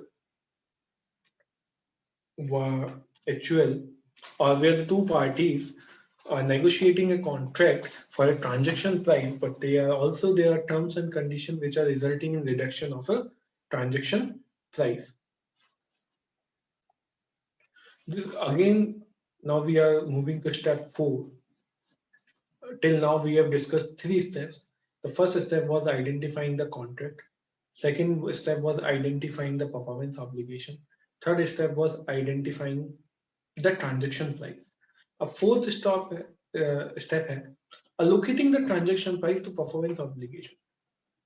For example, let me take the first example. In previous example, I told you कि अगर for example vendor is selling an AC to the customer, तो what is he exactly selling? He is selling 3 products to the customer. He is selling AC, he is selling 2-year free services and he is selling 2-year warranty. तो हमारे यहाँ पे कितने performance obligation है? हमारे यहाँ 3 performance obligation है. Customer हमको लम सम अमाउंट देता है, फॉर एग्जांपल 40,000 रुपीज उसने एसी के अगेंस्ट हमें पे करेगा. तो क्या मेरे को इसको कैसे रिकॉर्ड फॉर करना है, मेरे को कैसे इसको आइडेंटिफाई करना है? मेरे को इस ट्रांजेक्शन जो प्राइस है, मेरी जो ट्रांजेक्शन अमाउंट है दैट इज 40,000 रुपीज, उसको मुझे 3 परफॉर्मेंस ऑब्लिगेशन में डिवाइड करना पड़ेगा. तो इस स्टेप का इंपॉर्टेंट कंसेप्ट ये है कि जो भी परफॉर्मेंस ऑब्लिगेशन के अगेंस्ट हमें ट्रांजेक्शन प्राइस या कंसिडरेशन रिसीव हो रहा है, हमें उसे as per performance obligation allocate करना पड़ेगा.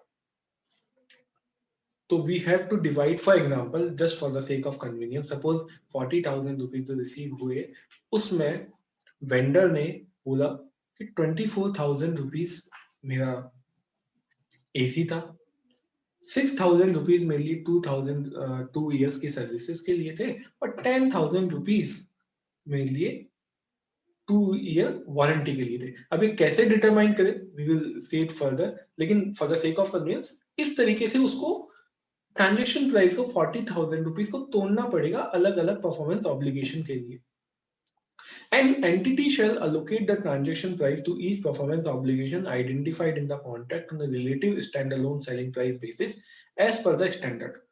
The standard standalone selling price is the price at which an entity would sell a promised good or service separately to a customer.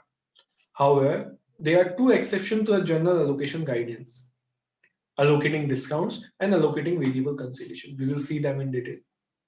Under these exceptions, an entity allocates a disproportionate amount of transaction price to a specific performance obligation based on evidence that suggests the discount or variable consideration relates to those specific performance obligations. How to determine the standalone transaction price? This is the most important thing, is how to determine the standalone transaction price. For example, in our previous example, how to determine ki what is the cost of AC, what is the cost of warranty, and what is the cost of free service.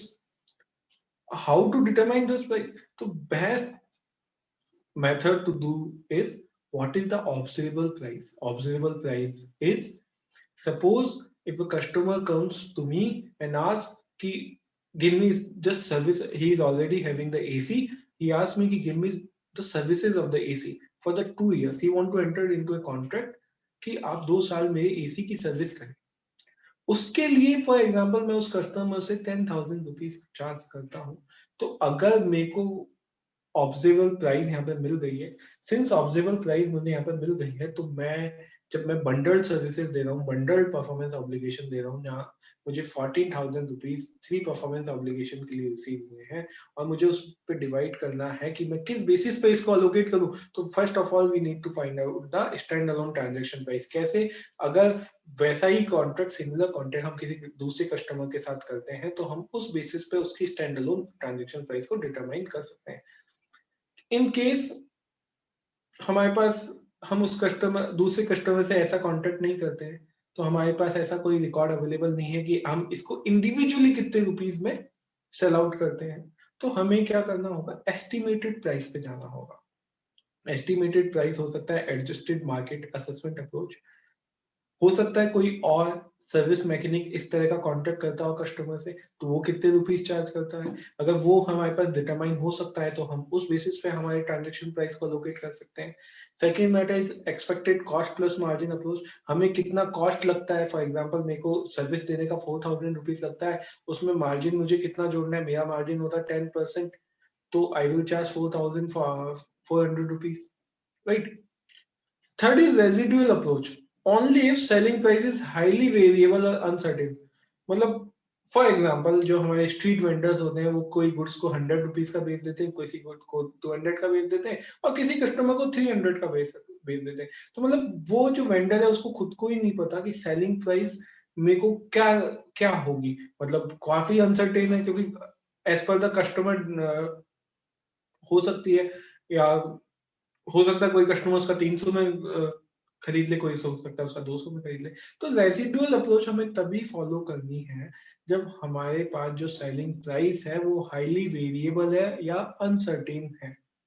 Residual approach में क्या होता है, total transaction price में से हम क्या less कर देते, some of observable stand alone selling price of the other goods और services promised in the contract. कि अगर फॉर एग्जांपल इस केस में मैं वारंटी की प्राइस तो आइडेंटिफाई कर पा रहा हूं, बट मैं फ्री सर्विसेज की प्राइस आइडेंटिफाई नहीं कर पा रहा हूं, तो क्या इस केस में मैं कैसे कैसे अप्रोच फॉलो करूंगा? 40,000 मुझे कस्टमर ने दिए, मेरा एसी था 24,000 का, मेरी वारंटी की प्राइस थी 10,000, तो 34,000 टोटल हो गए। तो मेरा रेजिडुअल अमाउंट कितना बचा? 6,000। 6,000 में किसको अलोकेट कर दूंगा? मैं फ्री सर्विसेज को अलोकेट कर दूंगा। लेकिन देयर इज अ नोट कि अगर फॉर एग्जांपल कोई डिस्काउंट अगर कस्टमर को दिया है वेंडर ने, तो entity shall allocate the discount before using the residual approach to estimate the standalone selling price of a goods or services। मतलब कि अगर कुछ भी कोई डिस्काउंट है तो आपको रेसिडुअल अप्रोच को फॉलो करने से पहले उस डिस्काउंट को उस ट्रांजैक्शन प्राइस में से रिड्यूस करना हो। डिस्काउंट को कैसे अलोकेट करना है? फॉर एग्जांपल इन एसी वाला ही अपन एग्जांपल लेके चलते हैं। फॉर एग्जांपल एक कस्टमर ने एसी खरीदा 40,000 का, 3 सेपरेट परफॉर्मेंस ऑब्लिगेशंस है, फ्री सर्विस है, एसी है, इन वारंटी है। कस्टमर ने बोला कि यार he wants certain discount, and for attracting the customer we said okay, this 40,000 AC we will give you in 38,000 and 2,000 will be your discount to attract the customer. Now how to allocate the discount? This is the question, because we are providing him 3 performance obligation, and if we are settling the 3 performance obligation, we need to allocate the discount as per the guidance given in India. So what is the guidance? The guidance is a customer receives a discount for purchasing a bundle of goods or services if the sum of standalone selling price of those promised goods or services in the contract exceeds the promised consideration in a contract. The entity shall allocate a discount proportionately to all performance obligations in the contract unless an entity has observable evidence that the entire discount relates to only one or more, but not all performance obligations in a contract. Suppose in our case, 2,000 rupees discount is provided by the vendor to the customer, but he knows कि ये जो discount मैंने दिया है, जो मेरी transaction price में मैंने डिस्काउंट दिया है, वो एसी की कॉस्ट में दिया है, मैंने ना फ्री सर्विस की कॉस्ट में नहीं दिया, मैंने वारंटी की कॉस्ट में नहीं दिया। तो मैं डिस्काउंट कैसे अलोकेट करूंगा? मैं डिस्काउंट अलोकेट करूंगा टू द जो मैं कंसिडरेशन चार्ज कर रहा हूँ अगेंस्ट एसी, जो मैं रेवेन्यू अगेंस्ट एसी को बुक कर रहा हूँ, मैं उसके अगेंस्ट उस डिस्काउंट को अलोकेट कर दूंगा, rather than allocating the discount to all the performance obligation. तो सिंपल मीनिंग इज, अगर मुझे पता है कि मेरे को किसके अगेंस्ट मैंने डिस्काउंट दिया है, तो मैं उसके अगेंस्ट ही उसको अलोकेट कर दूंगा। An entity shall allocate a discount entirely to one or more, but not all performance obligation if all of the following criteria are met. अभी मैंने आपको सिंपल वे में बताया, बट इन AS 115 में कुछ कंडीशंस दे रखी है कि आपको डिस्काउंट को किस तरह से अलोकेट करना है। First condition is the entity regularly sells each distinct good और services in the contract on a stand alone basis. सब फॉर एग्जाम्पल, पुराना एग्जाम्पल है, अगर वेंडर तीनों गुड्स एंड सर्विसेज को, for example free service, warranty and AC को 3 अलग अलग वे में भी सेल करता है, मतलब अलग अलग कॉन्ट्रैक्ट एंटर करता है डिफरेंट कस्टमर्स के साथ। मतलब कोई कस्टमर आया, उसको उसने 2 साल की वारंटी दे दी, कोई कस्टमर आया उसने उसको 2 साल का फ्री सर्विसेज दे दी, कोई कस्टमर आया तो उसको एसी भी प्रोवाइड कर रहा है। और इस बेसिस पे अगर बंडल्ड आप अमाउंट लेते हो तो 40,000 का एसी है, नहीं तो आप सेपरेट तरीके से ले सकते हो। ऑब्वियसली अगर आप सेपरेट उसको लोगे तो उसकी कॉस्टिंग जो होगी वो बंडल अमाउंट से ज्यादा होगी, मतलब प्राइस जो होगी वो बंडल अमाउंट से ज्यादा होगी। तो जो वेंडर है उसको पता है कि उसको उसने डिस्काउंट किसके अगेंस्ट दिया है। अगर उसको पता है कि उसने डिस्काउंट किसके अगेंस्ट दिया है, तो सिंपल है कि उसके अगेंस्ट ही डिस्काउंट चार्ज होना चाहिए। तो जो अलोकेशन ऑफ डिस्काउंट है वो उस परफॉर्मेंस एसी की परफॉर्मेंस ऑब्लिगेशन के अगेंस्ट चार्ज होगा। Second, The entity also regularly sells on a standalone basis a bundle of some of those distinct goods or services at a discount to the standalone selling price of the goods or services. Third, the discount attributable to each bundle of goods or services described in B above is substantially the same as the discount in the contract.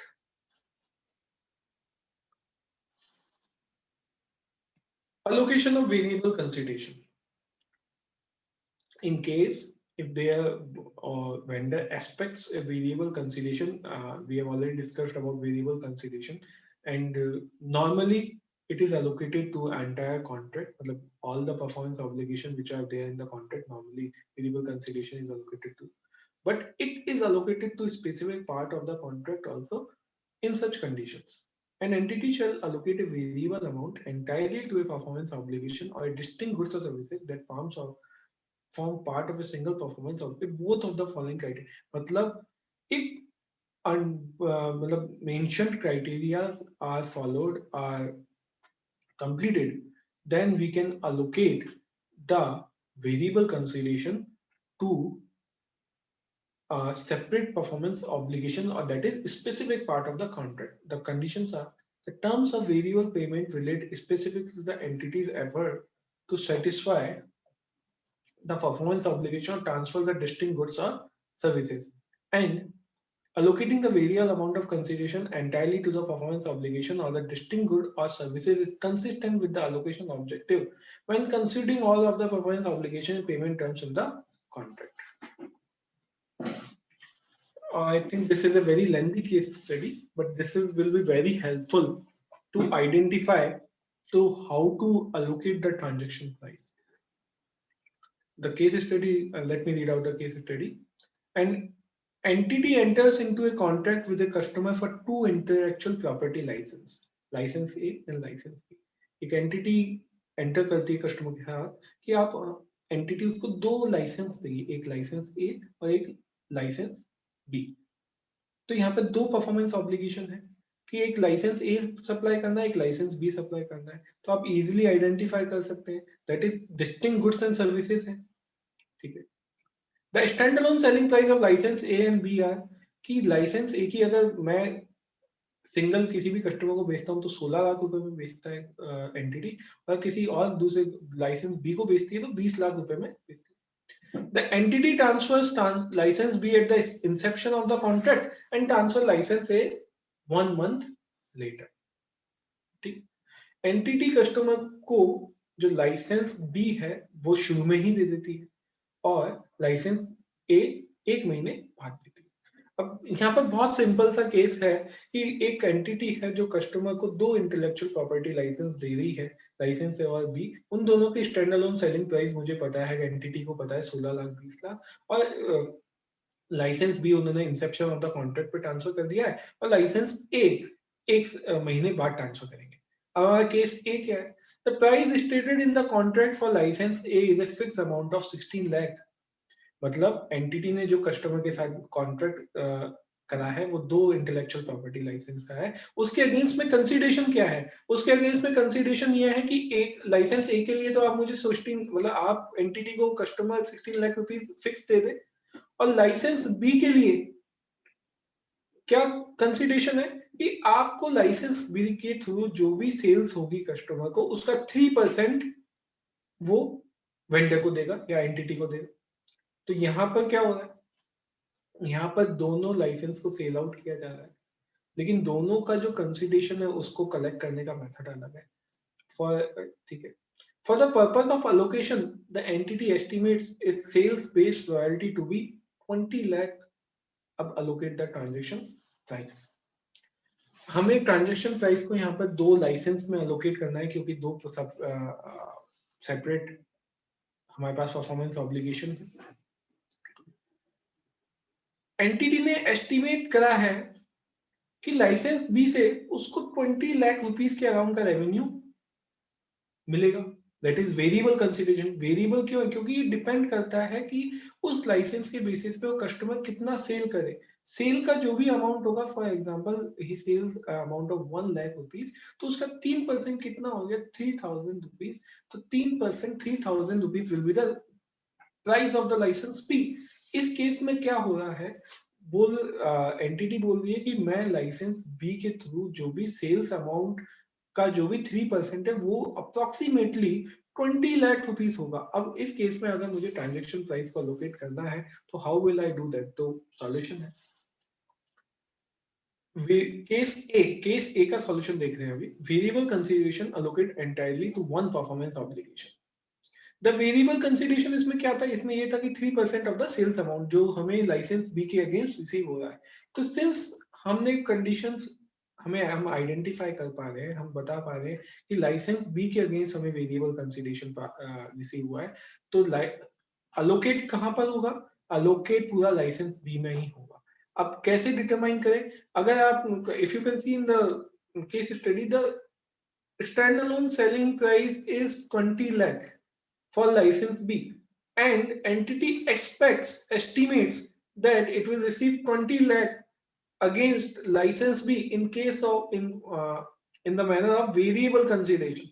So see, the variable payment relates specifically to an outcome from the performance obligation to transfer license B, right? Allocating the expected royalty amount of rupees 20 lakh entitled to license B is consistent with the allocation objective in paragraph 73 of Ind AS 115.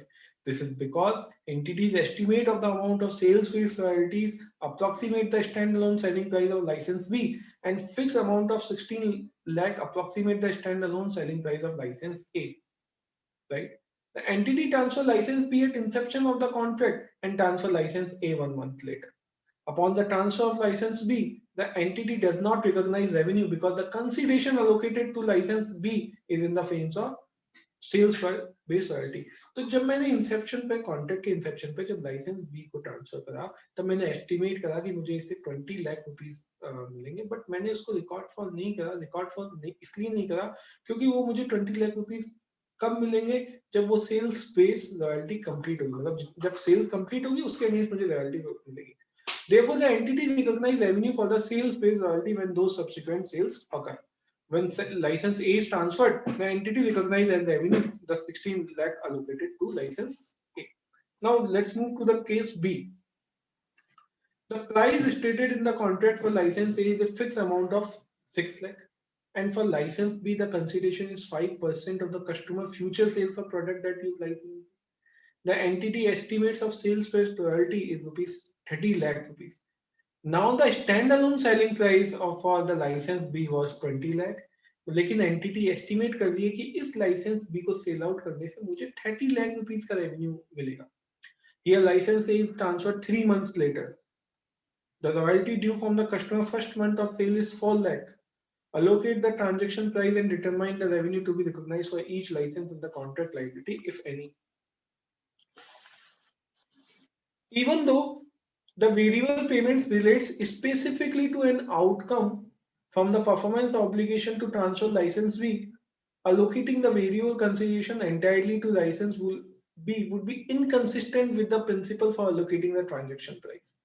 Allocating rupees 6 lakh to license A and 30 lakh rupees to license B does not reflect a reasonable allocation to the transaction price, and on the basis of standalone selling price of license A and license B, consequently, the entity applies the general allocation requirement of Ind AS 115.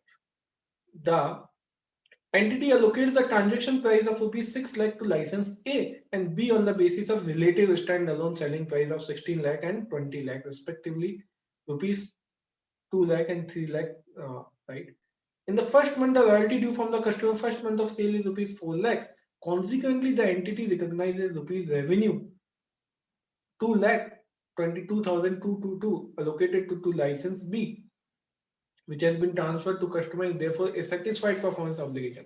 The entity recognizes a contract liability for rupees 1,77,778 allocated to license A. Why the entity recognize the amount against license A as contract liability? Because in the case study, the license A will be transferred after the 4 months since the inception of the contract, and license B has already been transferred. Since license A has not been transferred, the performance obligation has not been settled. We cannot recognize any revenue against this because the step 2, that is very important step, determining the performance obligation, it has not been completed. Then how can we allocate the revenue to that? So if the performance obligation is not completed, we need to record the revenue as contract liability, and as and when contract performance obligation will be completed, we will record it as revenue. So here the most important thing is to how to allocate the revenue. Second, if the second important thing is how to determine the performance obligation, and second, if the performance obligation has been not completed, then we cannot go for recording any revenue against such performance obligation. This is a very interesting case study, and I think all of you must have encountered this in your life also. A Limited own 20 resorts across India. Every customer who stays in any of the resorts owned by A Limited is entitled to get points on the basis of total amount paid by him. Under this scheme, 1 point is granted for every rupees 100 spent for stay in the resort. As per the past experience of A Limited, the likelihood of exercise of the points is 100%, and the standalone price of each such point is rupees 5. Customer X spent 10,000 in one of the resorts of A Limited and earns 100 points. What is the accounting treatment for the points counted by A Limited?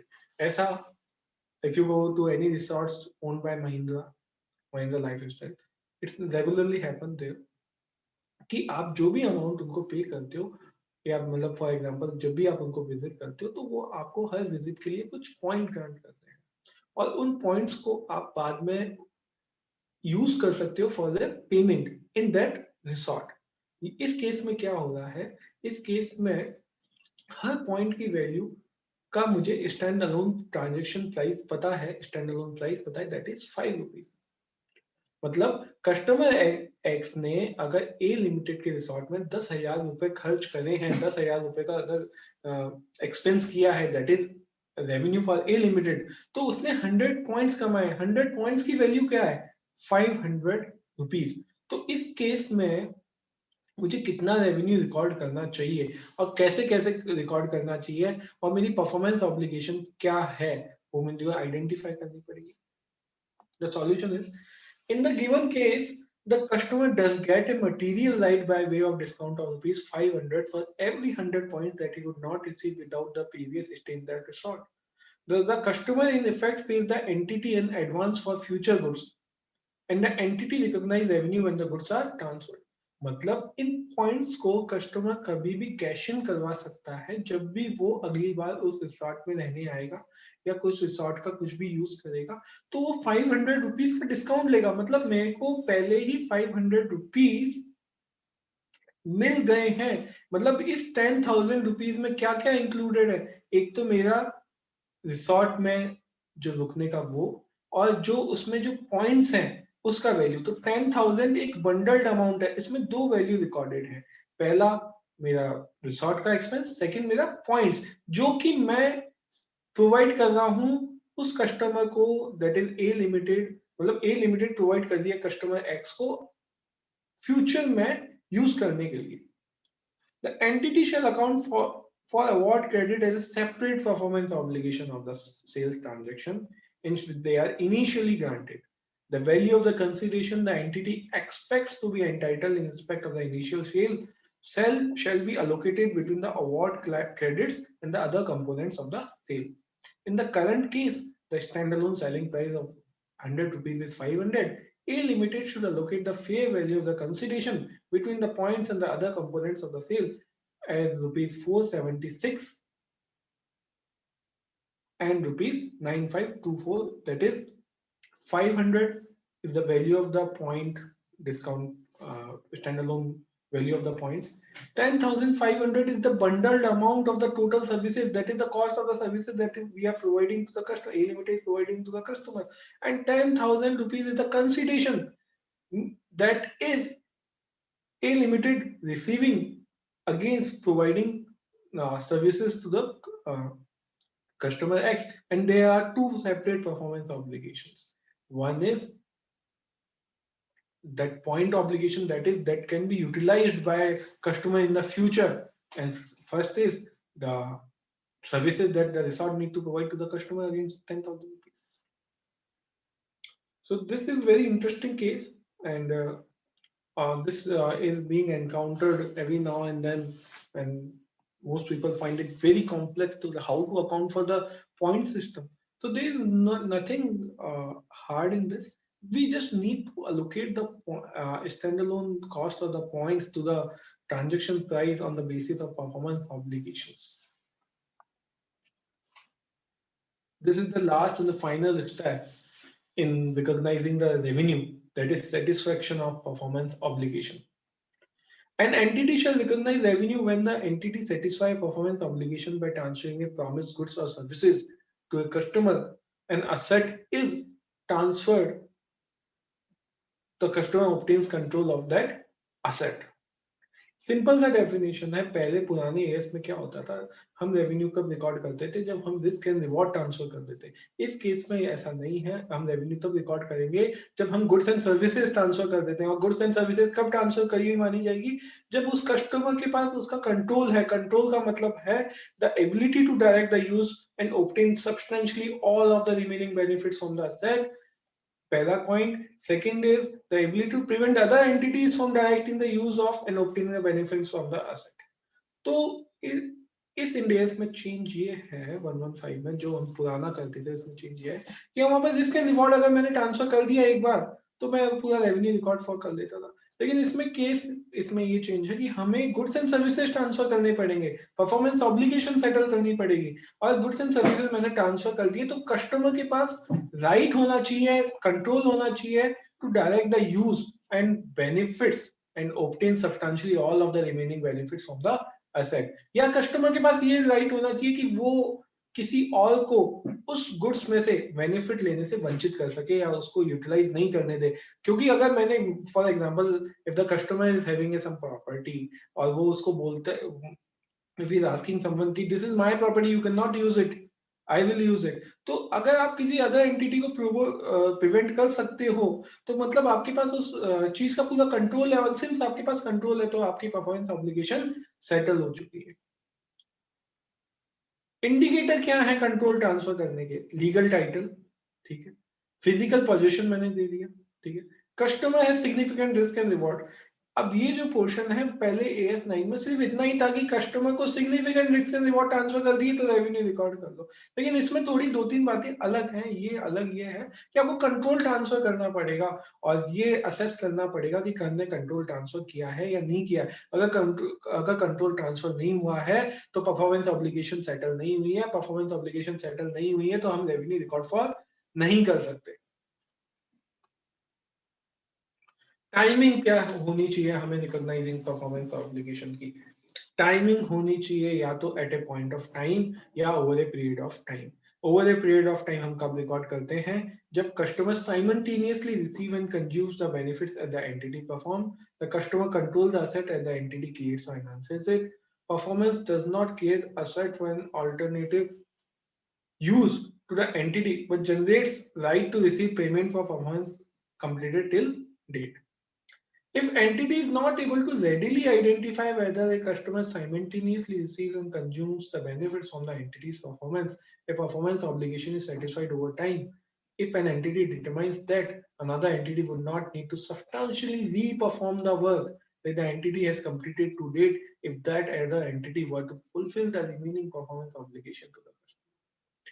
So now guys, now I would like to take you, so I would like to discuss some of the complex issues that are challenging, and most people find it difficult that how to record the revenue in those cases. So these are the special cases that I would like to discuss. First is consignment arrangement, second is warranty, sale with right to return. Most people face this problem कि मेरे पास customer को मैंने goods तो cell कर दिया लेकिन उसको right है, अगर कोई भी क्वालिटी इशू आया तो he can return me back. तो मैंने क्या रेवेन्यू जो रिकॉर्ड फॉर कर दिया मैं उसको रिवर्स कर दूं या फिर सेल्स रिटर्न फॉर कैसे अकाउंट फॉर करना है इस इंडिया में? वेरी जनरल क्वेश्चन और हर कोई इसको फेस करता है. सेल बेस्ड एंड यूजेज, तो अपन इसके एक एक चीज को वन बाय वन डिस्कस करते हैं। कंसाइनमेंट अरेंजमेंट, पहली बात, कब कौन से अरेंजमेंट को कंसाइनमेंट माना जाएगा? कंसाइनमेंट में सिंपल होता है कि मैंने किसी को गुड्स एंड सर्विसेज दे दिए कि वो उसको आगे डिलीवर कर दिया। अगर मैं फॉर एग्जांपल मैं लूं, आपके पास कोई भी कोरियर जो रिसीव होता है, that is a consignment. Consign मतलब उसके पास गुड्स एंड सर्विसेज है, उसका रोल इतना सा है कि आपको वो आगे डिलीवर करके दे। वो ना तो उन गुड्स को ओन करता है या ना उसको सेल आउट कर रहा है, वो सिर्फ आगे डिलीवरी कर रहा है। तो indicator that an arrangement is a consignment कब होगा? The product is controlled by the entity until a specified event occurs. Specified event अपने केस में जैसे courier आपको courier डिलीवर कर देता है तो स्पेसिफाइड इवेंट हो गया। अब उसकी जो लाइबिलिटी है, अब उसका जो काम है वो खत्म हो चुका है। तो such as the sale of the product to a customer of the dealer until a specified period expire, ठीक है। The entity is able to require the return of the product or transfer the product to a third party. हो सकता है कि मैंने किसी को माल दिया हो, सेल गुड्स दिए हो, एंड मेरे पास ये राइट है कि I can direct that party to give this goods to any third person. तो क्या वो जो बीच में मीडिएटर है वो, मतलब वो how he is acting as a consignor. उसके पास सिर्फ गुड्स हैं, but I have the power to direct and to direct that entity ki please transfer these goods to some other entity. Third condition is the dealer does not have an unconditional obligation to pay for the product. ठीक है, मैंने किसी को goods transfer करे और तो उसको transfer के एवज में मुझे गुड्स की प्राइस नहीं देनी है, बस मुझे एक डिपॉजिट देना है। फॉर एग्जांपल मैंने उसको 1 लाख रुपीज के गुड ट्रांसफर करे, उसने मुझे बोला and he told me that I will pay you rupees 10,000 as a deposit and as in I will transfer the goods for you to the third party. तो simple arrangement जहां पर consignor को अगर goods की value transfer नहीं करनी है और सिर्फ उसको सिक्योरिटी डिपॉजिट देना है, या उसके पास उन गुड्स की ओनरशिप नहीं है बट उसको सिर्फ और सिर्फ meanwhile for the time being for specified और अनस्पेसिफाइड पीरियड उसके पास वो गुड्स हैं, तो such arrangements are called consignment arrangement. इस केस में रेवेन्यू कैसे रिकॉर्ड करना है? That is very easy. When entity delivers a product to another party for sale to end customers, for example Amazon, what Amazon do, Amazon अपनी company cloud retail से purchase करती है goods end customer को deliver करते हैं, end customer को deliver करते हैं to the selling agent. In case I am taking hypothetical, suppose Amazon वो क्लाउड रिटेल उसको माल ट्रांसफर करता है and Amazon transfer it to customer, तो how will the Amazon record for revenue and how will that cloud retail record for revenue? See, whether the dealer has obtained control of the product upon delivery.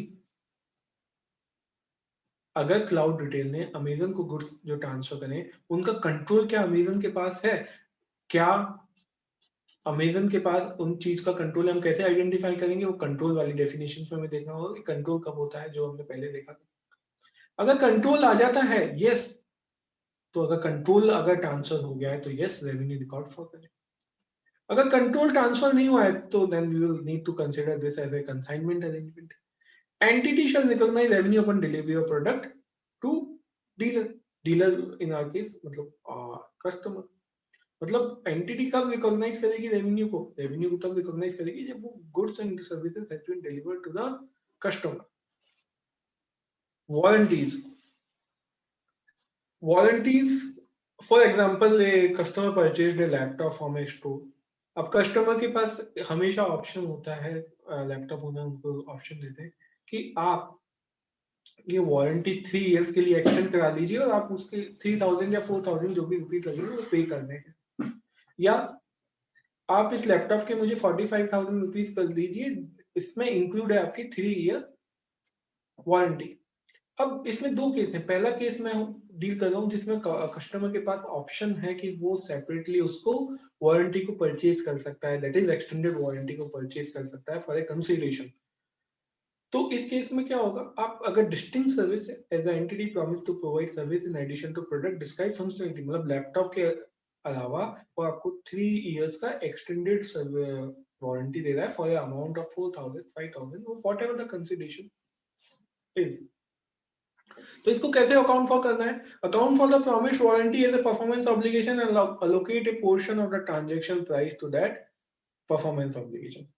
As I have told you earlier, हमें performance obligation को identify करना है। हमारे पास दो performance obligation है। कैसे? एक तो हमें लैपटॉप ट्रांसफर करना है, एक हमें उसकी वारंटी देनी है। तो हमारे पास दो सेपरेट कॉन्ट्रैक्ट, मतलब दो कॉन्ट्रैक्ट हैं, उसके अंदर मतलब एक कॉन्ट्रैक्ट है, उसके अंदर दो परफॉर्मेंस ऑब्लिगेशन है। तो हमें जो भी bundled amount for example 45,000 rupees receive हो रहा है, वो हमें अलोकेट करना होगा दो चीजों में, एक वारंटी के अगेंस्ट, एक लैपटॉप के against.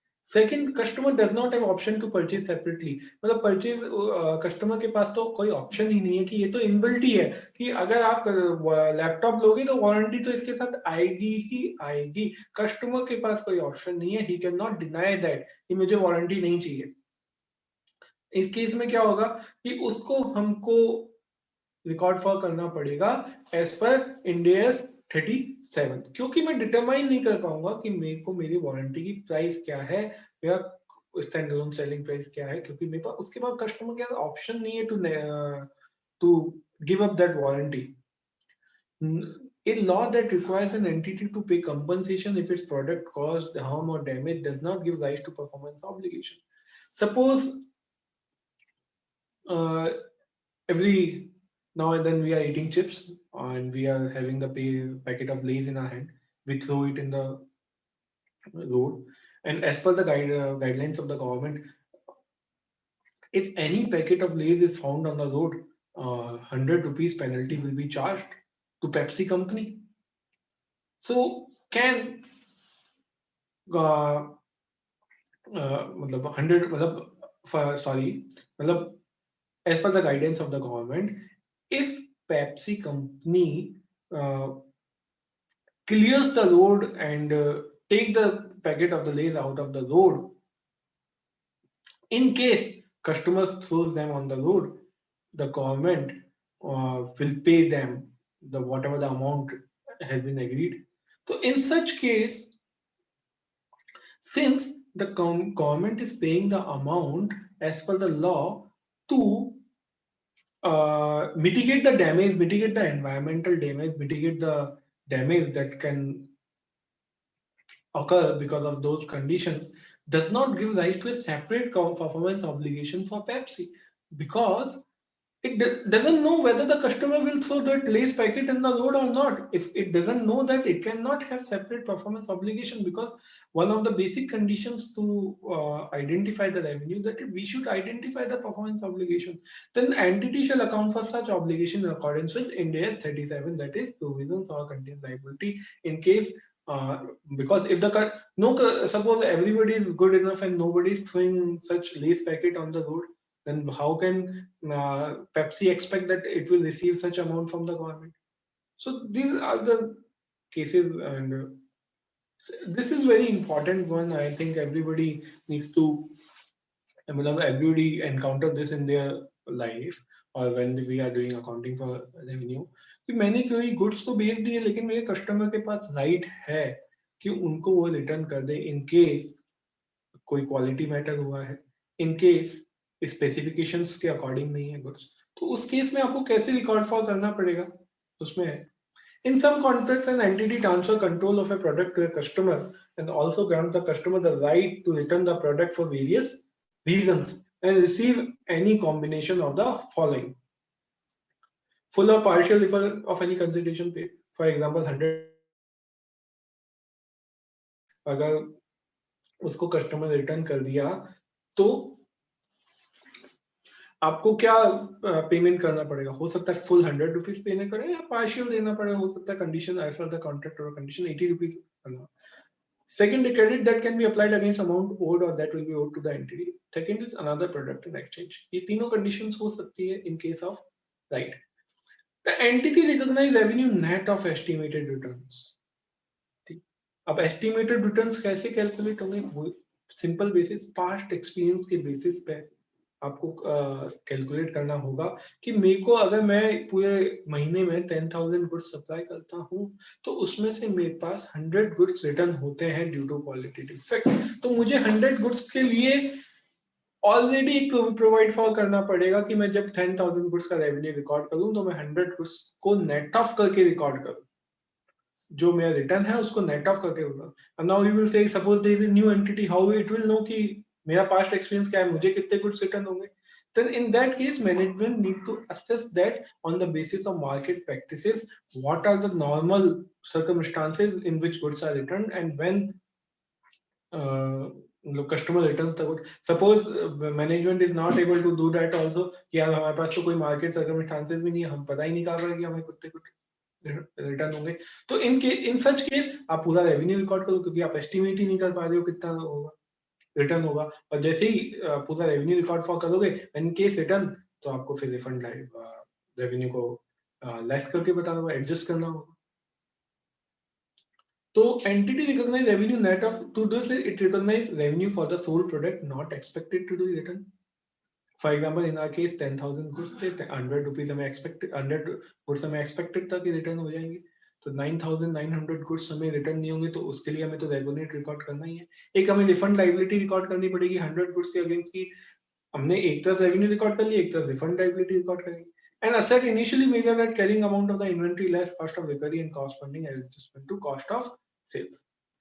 The refund liability and assets are updated at the end of each reporting period for changes in expectation with corresponding adjustment as revenue. हमें refund liability को record for करना पड़ेगा और उसके against adjustment करने होंगे revenue में।